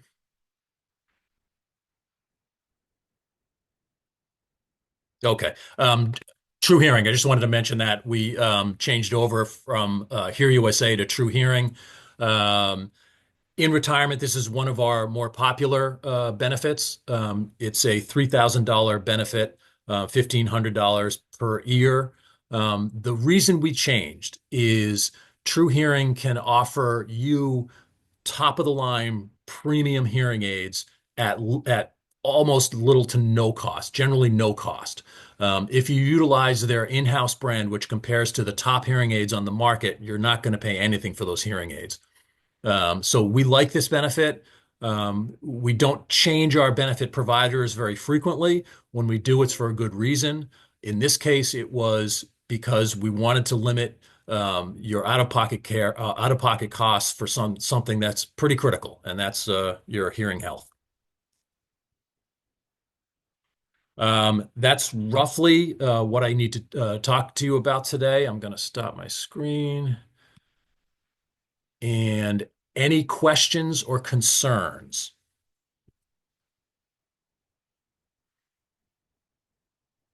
Hi, Mike. I am going to read from the Q&A. Yeah, I think I've answered most of them, but are we charged for dental, optical, etc. in retirement? you're not. So these are premium-free benefits when you're active. These are premium-free benefits when you're retired. How often do you get the hearing allowance? Good question. Every 3 years. So if you still have some time left with Hear USA, and for instance, let's say you got the hearing aid, you got your hearing aids 2 years ago. You still have 1 year left before you can take advantage of the True Hearing benefit. Your Hear USA warranty, for instance, remains in effect until that 3 year period is done. So if you don't remember exactly, give us a call. We'll look you up in our database and tell you how much time you have left, or if you're now eligible to take advantage of the hearing aid benefit. Okay. And with vision, important thing to keep in mind regarding your vision benefit, it's a once per calendar year benefit. So if you went into Davis Vision right now, got a pair of frames and lenses, you could go back on January 1st and get another pair of frames and lenses. So keep that in mind. Do benefits for spouse stop upon my death? They, yeah, when if God forbid, if you pass away in retirement, your spouse has certain things that they can do to maintain their benefits. Your spouse can purchase the welfare fund benefits directly. The cost is now at about $2,900 right now, for all of the benefits, drug, dental, hearing, and vision. That's a better price than what you'll find on the open market, and that's a better price what you'll find with Cobra. As far as maintaining medical benefits for your spouse, um, if your spouse is enrolled in Medicare, that's one hedge against a lot of costs. Your spouse may also want to consider Cobra in that case as well. Is true hearing also the name of the benefit we have for hearing while we are active? That's correct. Yep. True Hearing covers actives and retirees. How do I find out about, oh, I think it disappeared. Catastrophic and supplemental insurance? So the catastrophic major medical policy offered through the welfare fund, you would have more than likely purchased that many years ago. We've been unable to offer that to our employees for over 10 years now. Um, there's catastrophic major medical policies out there on the open market. The question is, can you afford the premiums? Um, when we were able to offer a catastrophic program, we did because the premiums were extremely affordable. That's why it always warms my heart when I talk to a retiree that has one or both of those policies. They've been diligent about it, they've paid the premiums, and it's hard to when you're 35 years old to think ahead into the far off into the future when you might need this plan or these policies. But if you did take them out and you've maintained those premiums, you are really getting the gold standard of insurance-based benefits. So, as Michelle's going to discuss, there's some other options for you in retirement that make some of these policies available to you. Are diabetic injectables covered? Uh, Diabetic medication in retirement is through the Silver Script program, and um, injectable medications transfer over from the city's PICA benefit over to essentially Medicare. Are there any reimbursements if we don't use Davis or True Hearing? Yes. The True Hearing reimbursement is $500, $250 per ear. If you are only eligible for that reimbursement if you get a prescription hearing aid. So in other words, if you walk into Costco and see a great deal on hearing aids and it's an over-the-counter purchase, you're not eligible for that reimbursement.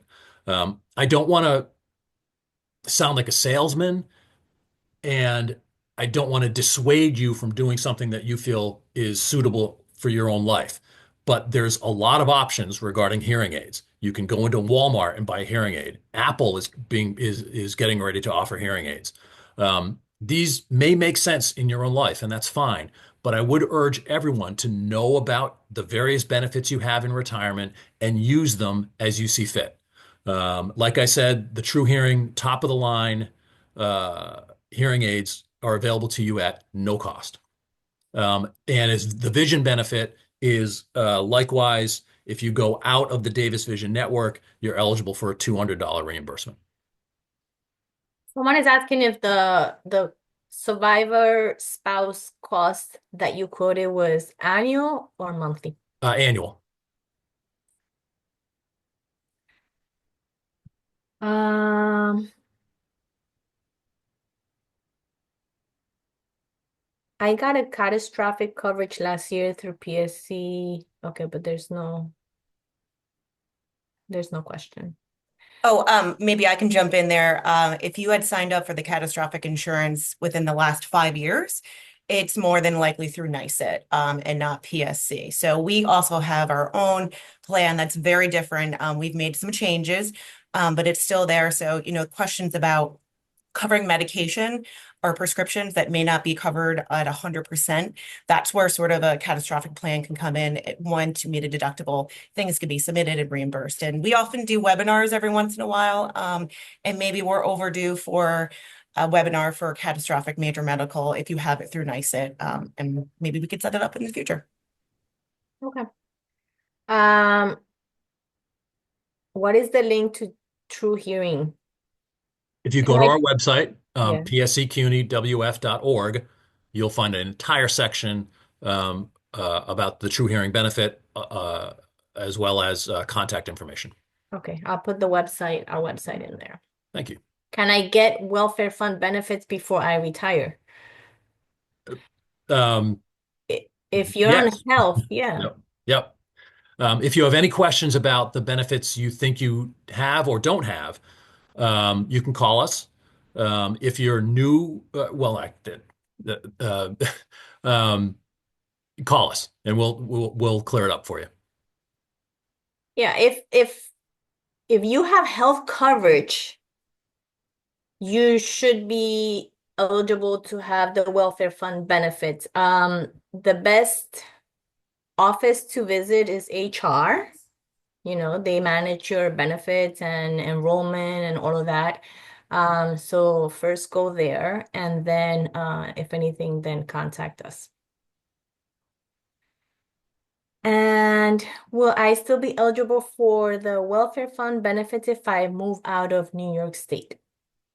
Yes. All of the fund benefits, your dental plan, Guardian, and Delta are national plans. I recently got the Guardian plan is a PPO. It's really easy to find a dentist with Guardian. A little more difficult with Delta, but I recently got a call from a woman who is living in the U.S. Virgin Islands and found a Delta dentist. I was surprised, but yeah, all of those benefits are national. Okay, so I don't think I understand this question, but I'm gonna just read it anyway.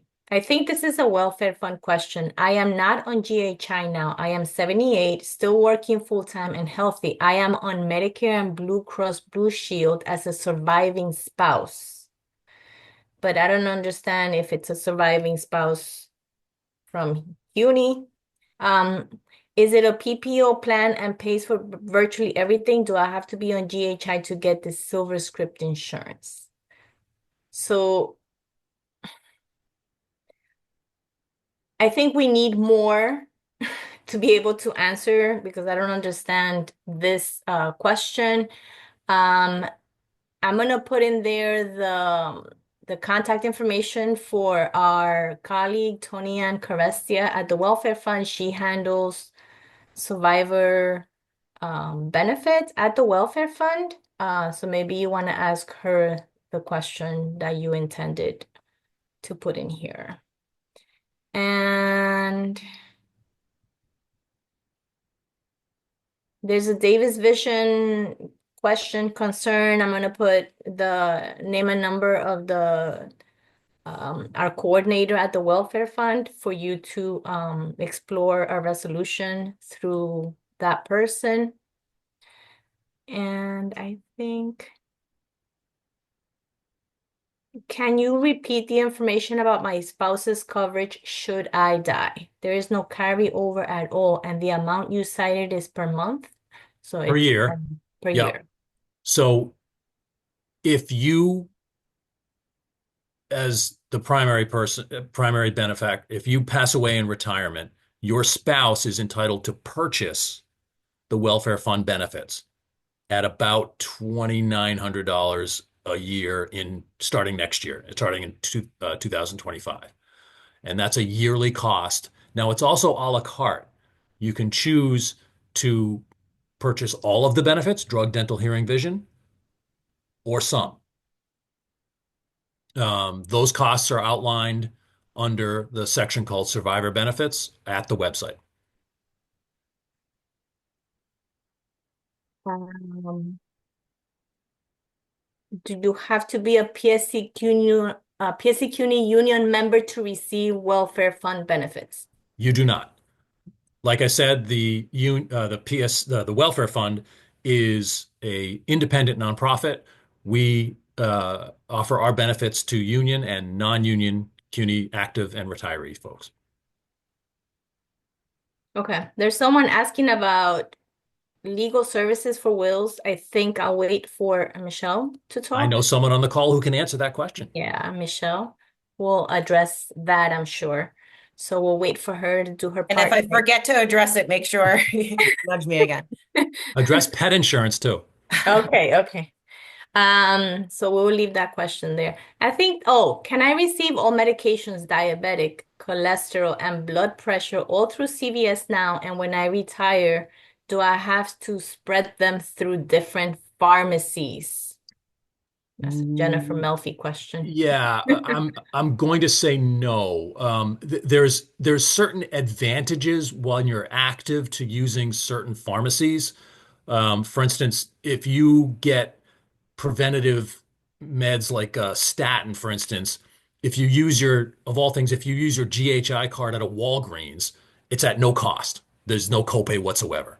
But generally in retirement, there's no restrictions as far as you have to use a certain pharmacy, you have to use CVS because it really shifts over to more of a Medicare-based drug plan, and Medicare is a wide-ranging and national program.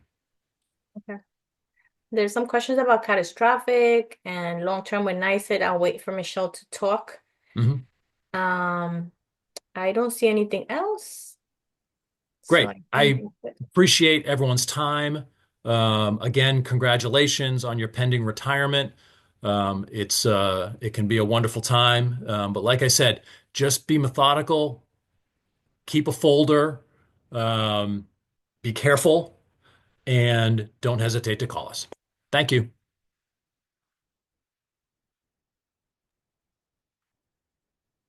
So I think I'm up next, right? Good. I don't have a PowerPoint presentation, so everybody just take a rest with the eyes. But do have a piece of paper and maybe your cell phone, in case you want to write down some phone numbers. So NYSET is your state union affiliate.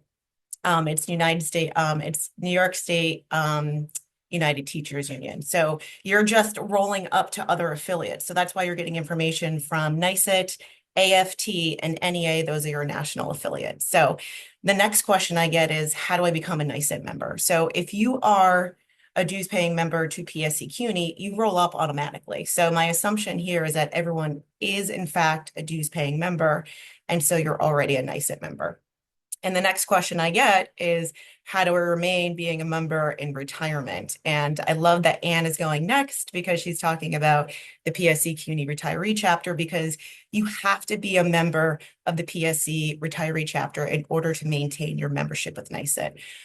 So if you are paying for our catastrophic insurance, or you have our pet insurance or our auto insurance, you have to maintain membership in order to continue to access those insurances and to pay the premiums. So definitely, that's one thing that we always kind of forget to mention is how you maintain your membership. And we'll talk more about joining the retiree chapter. So I love that she's going next, because Michael sort of set me up and then she's going to finish the end. So why would you be using NYSET member benefits? Well, we have over 40 insurances, services, and discounts. So what's maybe not provided to you through the welfare fund, we have. So we do have stuff like dental insurance and vision, but I encourage you to remain with your dental and your vision through the welfare fund. Don't drop those benefits and then go voluntarily with NYSET. So those can be a little bit confusing, because they'll maybe want to try and have both. You can't have both the welfare fund, dental benefit, and retirement and have NYSET's voluntary dental, because there's always a coordination of benefits. So you'd be paying our premium to maybe not actually be using it, because there's a coordination of benefits. So we get that question a lot, like, can I have yours and the welfare fund? I would encourage you just to stick with the welfare fund. So Mike was talking about how you make the transition from paying for one of our benefits in retirement. if you are currently using payroll deduction, NYSET's the one that's taking out that payroll deduction from your HR office. So what happens when you retire? You stop getting a paycheck. So there's no vehicle for us to actually take that deduction. So there's a transition. As soon as you retire, that transition is not going to be automatic. So just because you have payroll deduction, we get a lot of assumptions that, well, of course I want pension deduction, but you have to initiate that process. It is not automatic because you're getting paid through your TIA or the retirement system. So it's a whole different vehicle. It's like starting a brand new job. So that transition is not automatic. There is a document that's provided to you, I believe, at the end of this session that I've written that gives you the process of how to transition. So if you are anxious about retiring and you want to keep your auto insurance, but you don't retire until May, you can't do anything before you fall off payroll deduction, other than maybe calling NYSET member benefits, and I'll give you the phone number at the end of this, and letting them know your retirement date. So I get contacts all the time saying, I'm going to retire June 1st, and I put a note in their record that they're retiring June 1st. And what that does is my team will let the insurance company know, and they will put you on direct bill. So you fall off payroll deduction because you're not getting a paycheck, and then you convert to direct bill. So the important thing about that, and Michael had that on one of his slides, is keeping your address up to date with the welfare fund, with NYSET, and also with the vendors that you have the insurances with. If you have the life insurance, that will be AMBA. If it's the home and auto insurance, that would be Farmers.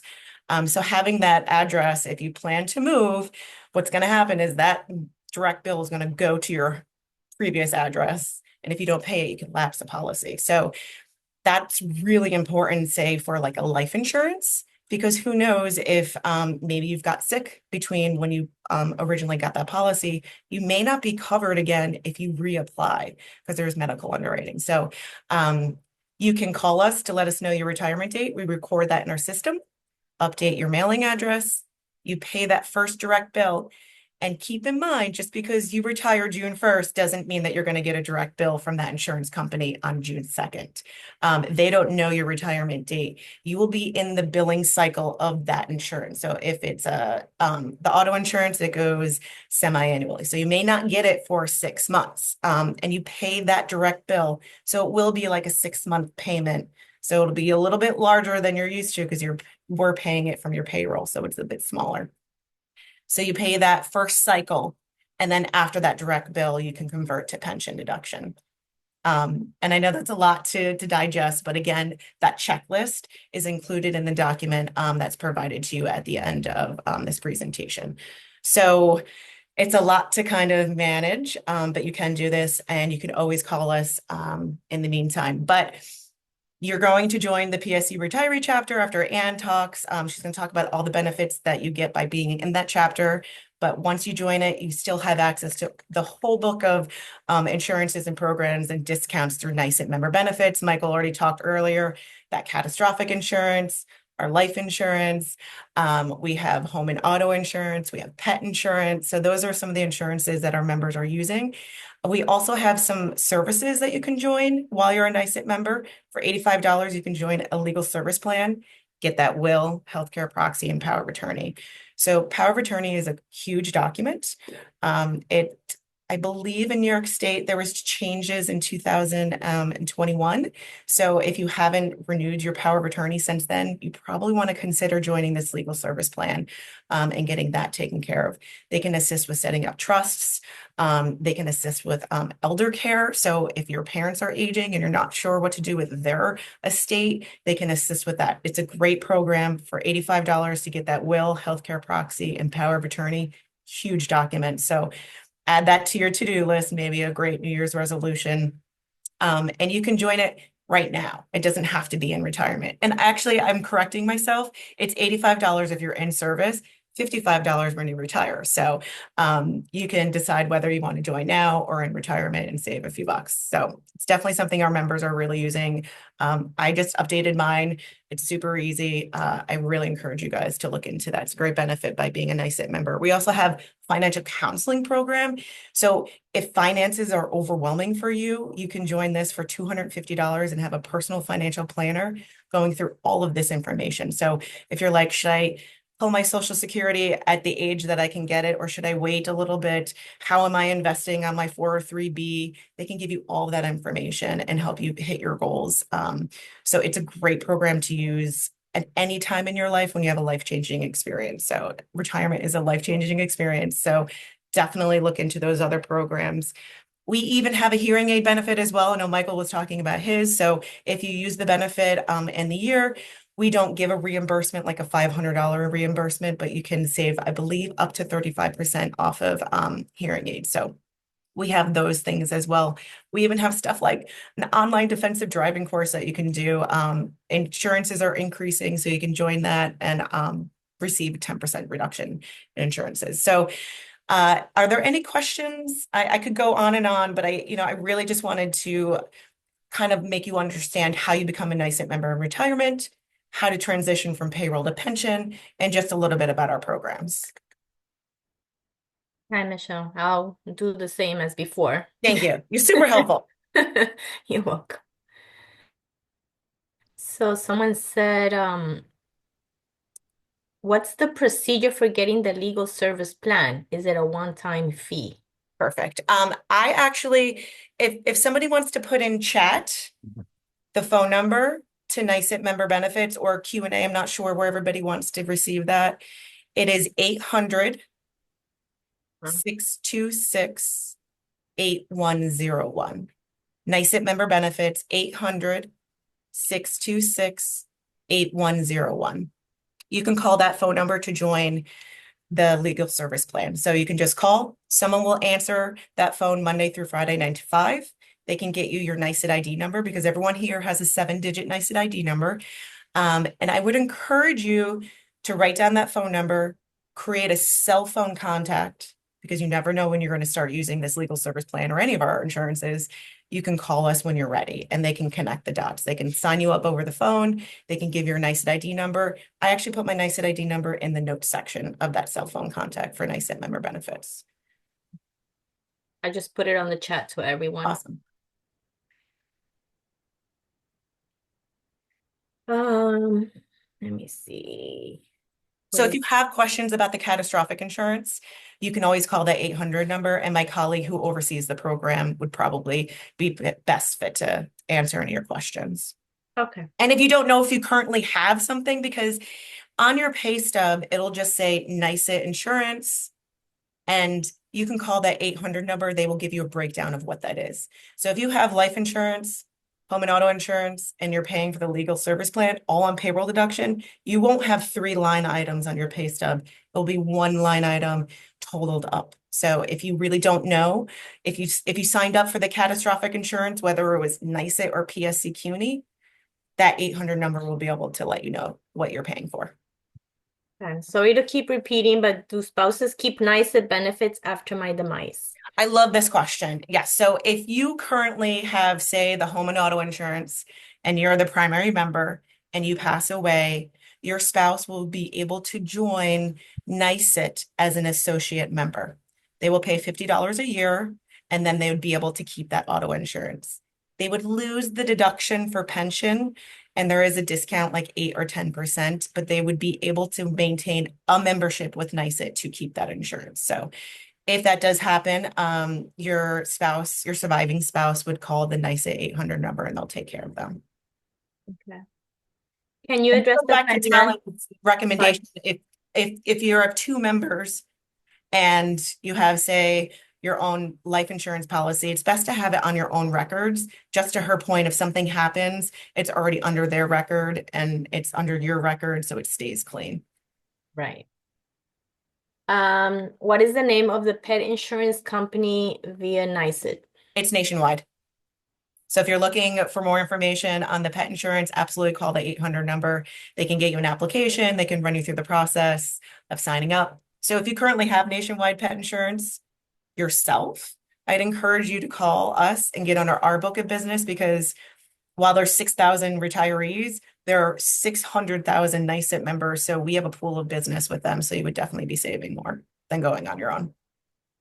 That goes for all our insurance. So if you have farmers insurance, get under our book of business. So there's 2 questions regarding the legal services. What is the Okay. contact address for legal and financial planner services? Okay. And Good then the other question. one. Uh-huh. So first we're going to call the 800 number to join either the legal service plan or the financial counseling plan. Okay. So they're kind of like insurance companies where they're like the primary. So the legal plan is through Feldman, Kramer, and Monaco. They are based out on Long Island and Hauppauge, but they have a network of lawyers because we're a state affiliate. So we need lawyers out in Buffalo. So you may not be meeting with Feldman, Kramer, and Monaco to have your will drawn up or executed, but they are the parent law firm and they can connect you with a lawyer. So when I did my will, I printed out the documents. I mailed it to Feldman Kramer Monaco. They sent it back to me, but there's a lawyer in White Plains that's in their network that I went to go see to have it executed. So even if you're out of state, there'll be a little less, but if you move to Florida, we have tons of lawyers in Florida. And so same is with the financial counseling program. It's called Stacy Braun, and they're based out of, I think they're in the financial district downtown in Manhattan.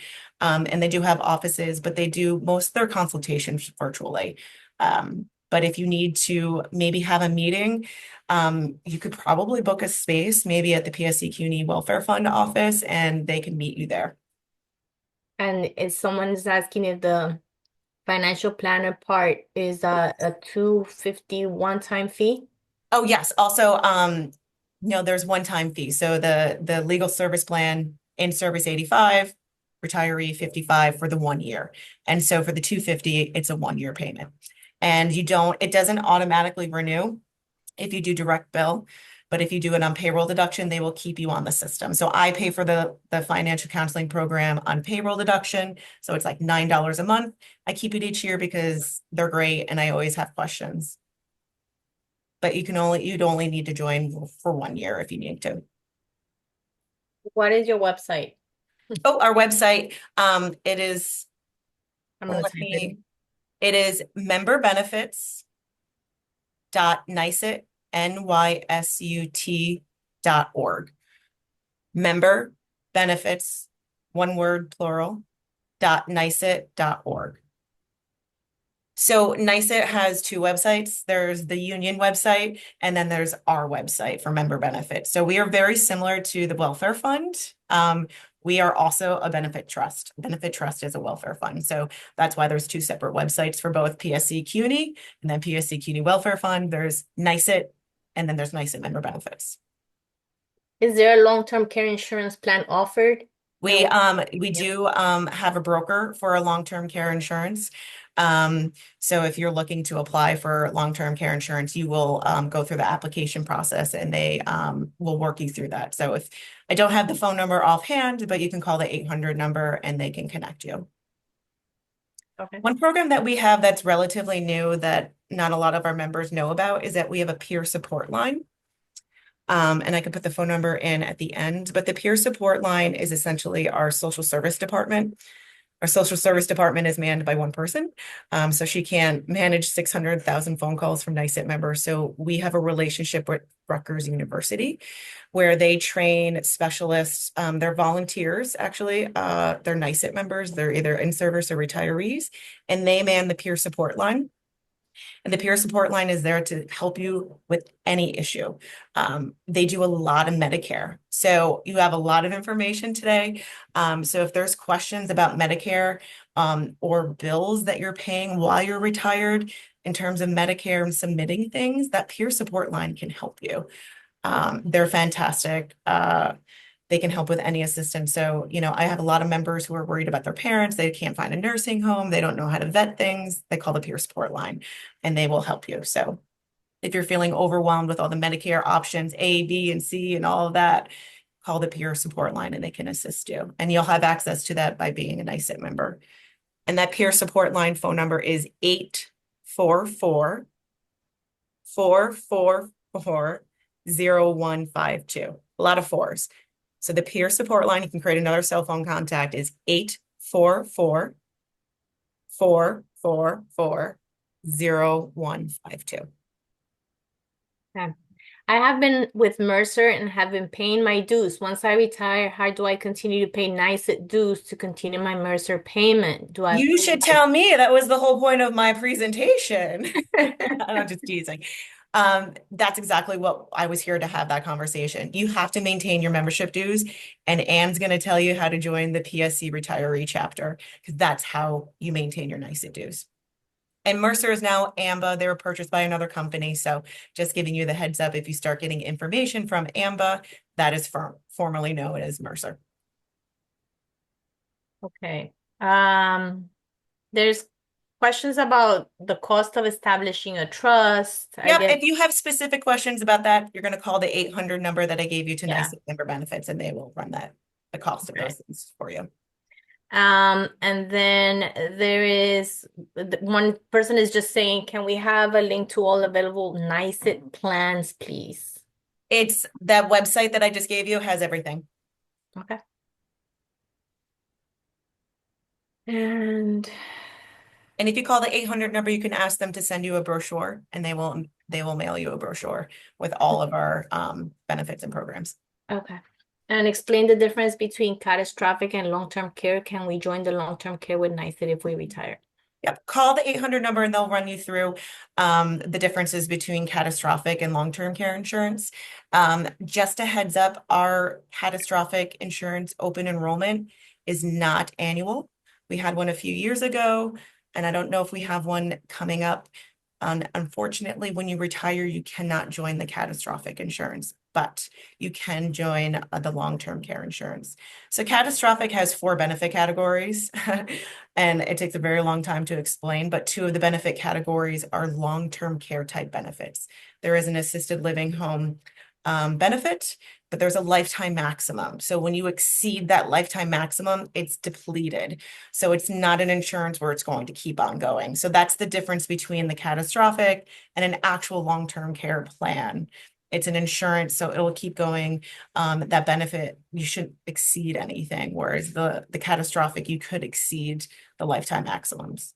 Very complicated stuff. Call the 800 number, and my colleague on HQ should hopefully do a better job of explaining that to you all. Is the That's a whole separate 800 webinar. okay. Is the 800-626-8101 number also for financial planners? Yep, it's for everything. We have over 40 programs, so if you are interested in one of those 40, they can assist you. Okay. And then I'm on my husband's insurance, but we're both NYSE members. Do I need to do anything in case of his demise? Well, if you're both NYSE members, hopefully if there is an insurance that you're paying for, the surviving spouse will be able to have it under their record because they're the NYSE member. So you wouldn't have to join as an associate member. Your surviving spouse would only join as a NYSE associate member if they're not a member and they want to keep something that you currently have. So they can't join as an associate member if you don't already have something. Can you explain more about the counseling service? Is that free to PSC members?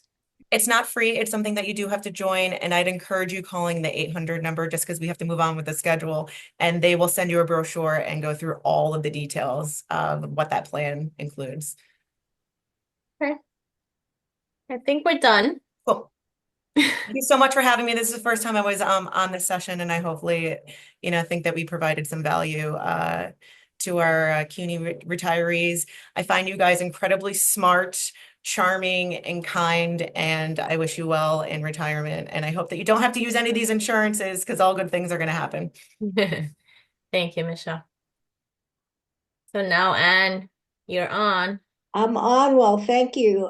Thank you, Michelle. You made me realize that although I've been a NYSE member all my working life and in retirement, I'm not really utilizing the NYSE benefits the way I could. Well, get on it. It doesn't matter how old you are or where you sit, there's always something to learn. There's always something to learn. So, wow. Okay. Well, hello, retirees in training. That's what we call you because some of you might have to come and hear another one of these webinars or 3 webinars. I'll tell you that when I was getting ready to retire, that was pre-pandemic. And so we had these meetings in person, and I went to 3 of them before I actually retired. And it can be pretty overwhelming, all the information that you've gotten today.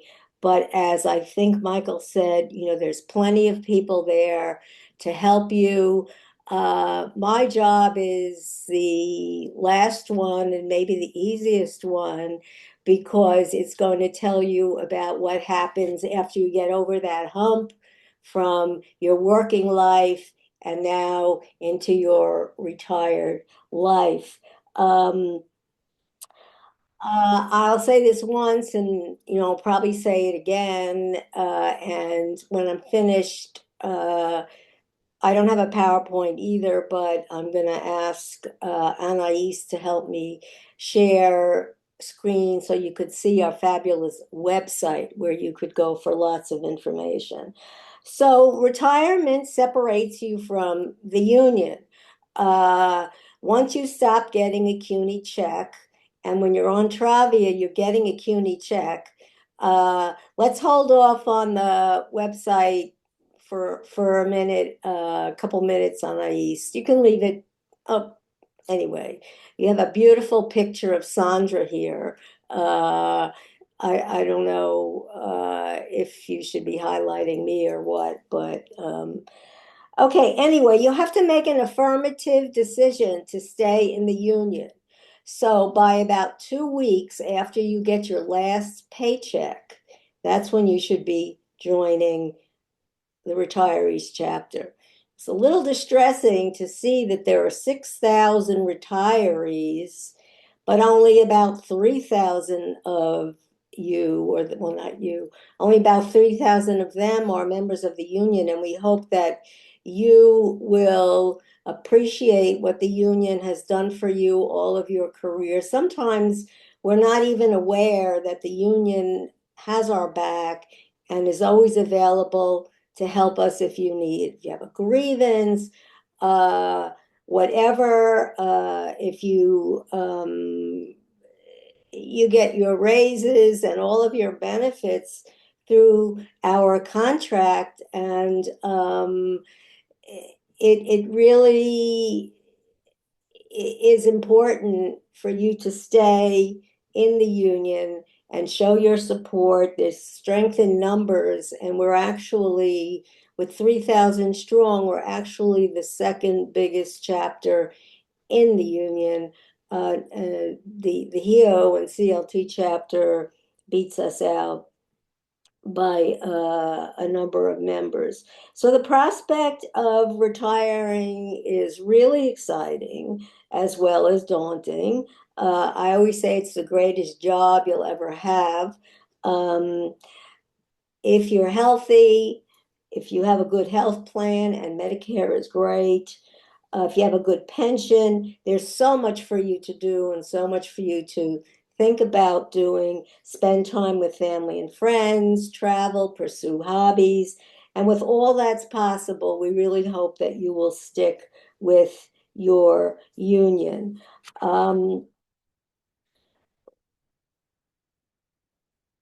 So the strength of our chapter really is in its members, and we have 3,000. It's a very dynamic, active, interesting chapter because we have members that come from every union chapter, every campus, every title, every discipline, and we all come together once a month.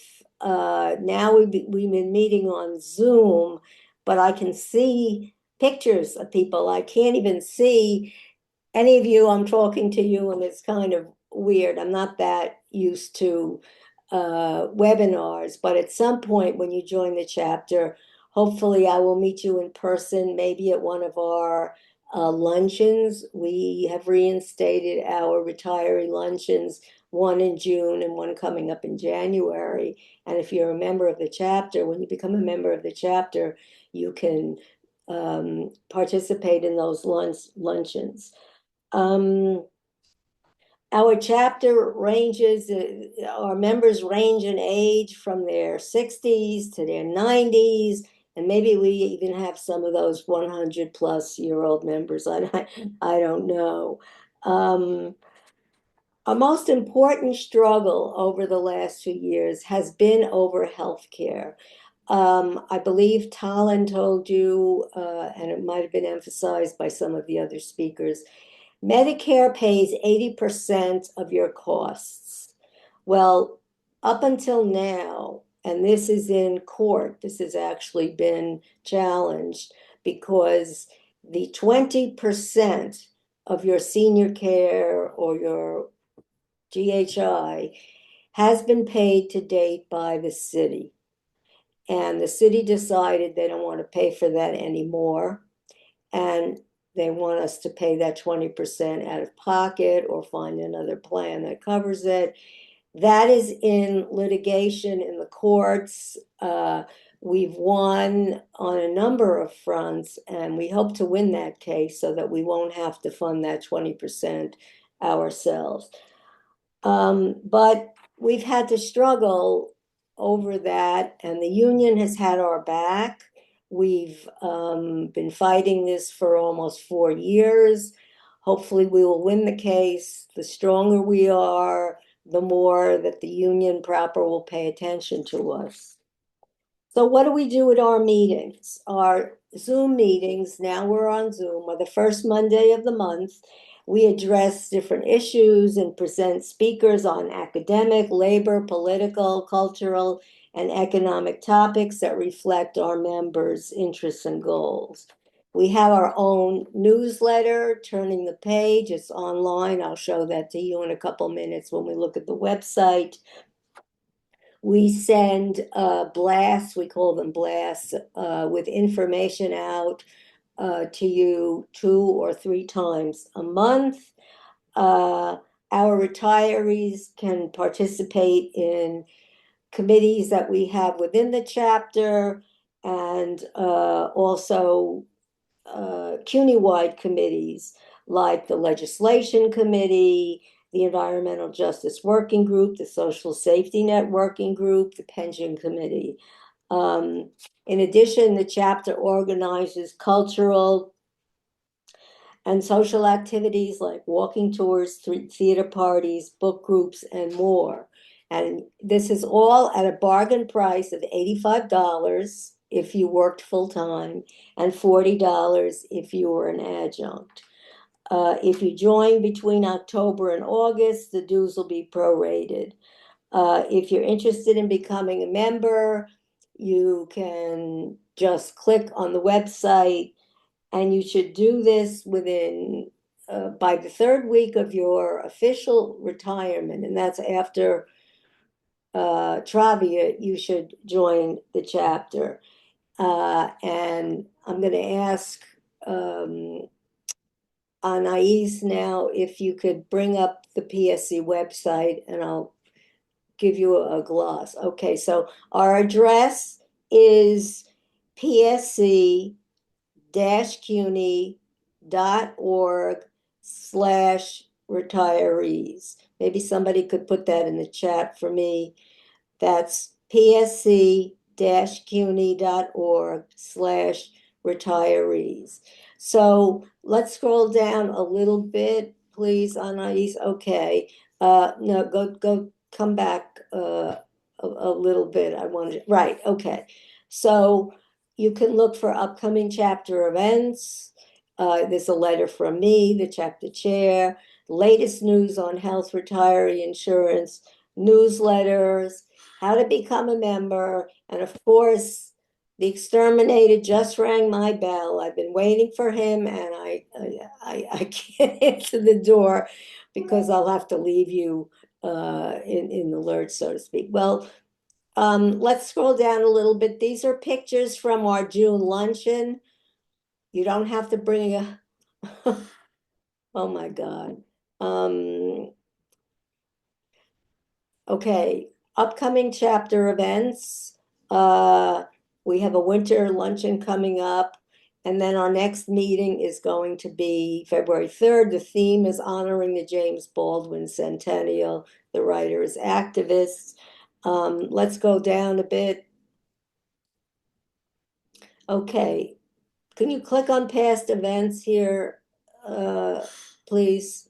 Okay, and scroll down a little bit. All of our events are, all of our meetings are recorded, so you can go back and check, click the link and see our past meetings. And in November, we talked about the future of Social Security and Medicare as one example. Okay, let's scroll down a little more. I want to get to the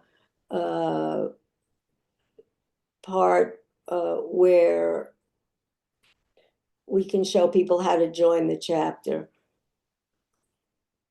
Okay, okay. I don't see it here. We must have missed it. So if we go back all the way back up to the top, Anais, please, all the way back up to the top and go further to where there's a link. Right, okay. Sorry. Okay. My apologies. Can you go down a little bit? Are you not A seeing little right bit. here on the left where it says retiree membership, where I'm putting my mouse? My That is true. right Okay. here, retiree Yeah, membership. click on that. Okay. And it's also on the banner, the top banner here. Okay, I think we can look at the newsletter. Is the newsletter here? Okay, here's membership number.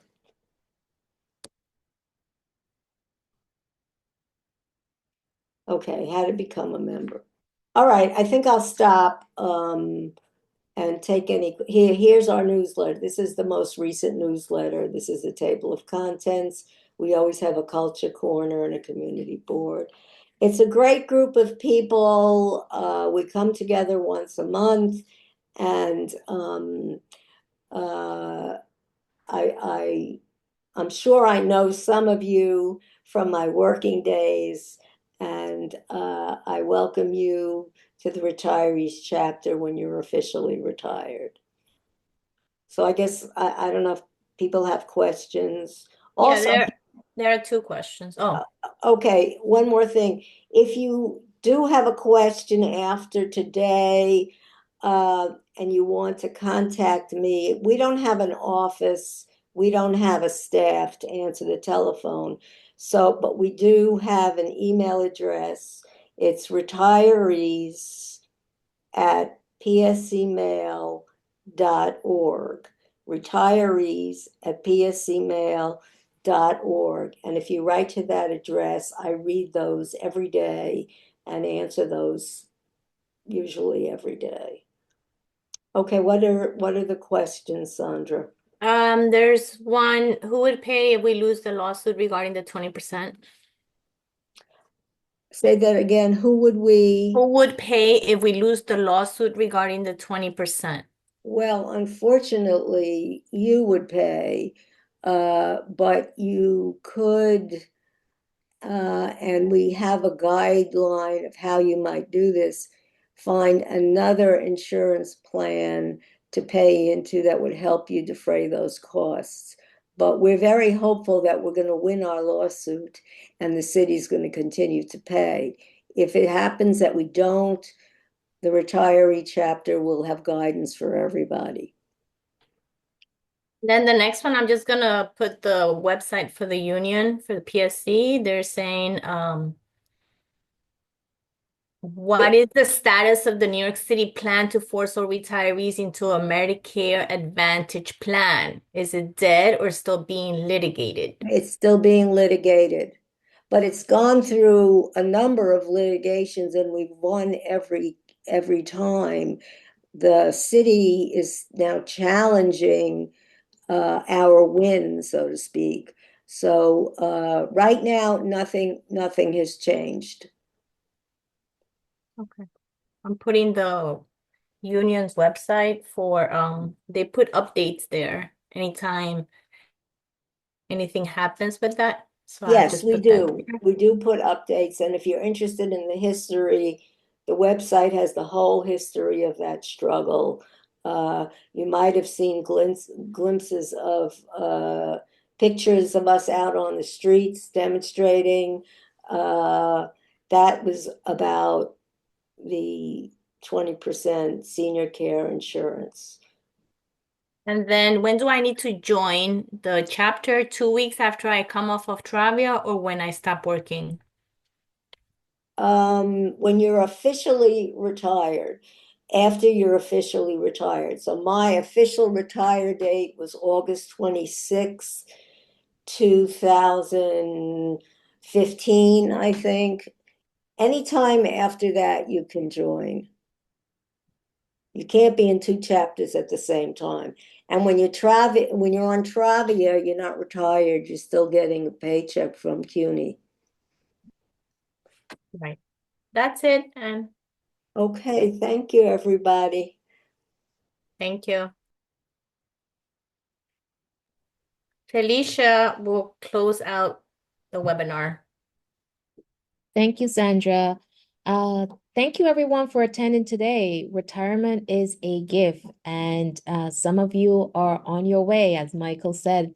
It's a precious opportunity for you all to find new purpose, find new passions, find new hobbies. You've been given a lot of information today from Sandra, Michael, Talon, and Michelle, and so I hope you keep an open mind, be careful with your strategic planning, and find lots of adventure in your time of retirement. But before we go, I want to thank our panelists, those who are still here. Also, let's thank Annie Serkin, the PSC Associate Executive Director. She did a lot of work behind the scenes. The next steps, I know some of you have been asking these questions. A webinar recording will be emailed to all participants next week or in the coming weeks. And you should have access to the PowerPoints in your Google folder link. So you should have all of those.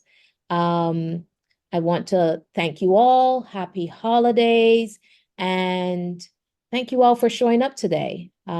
It's been fun learning about all this new stuff and fun for me too, because I'm going to learn this over and over by the time I'm ready to retire. So thank you all. Thank you, Anne. Thank you, Sandra, Michael, and thank you, PSC members who showed up today. Have a great day.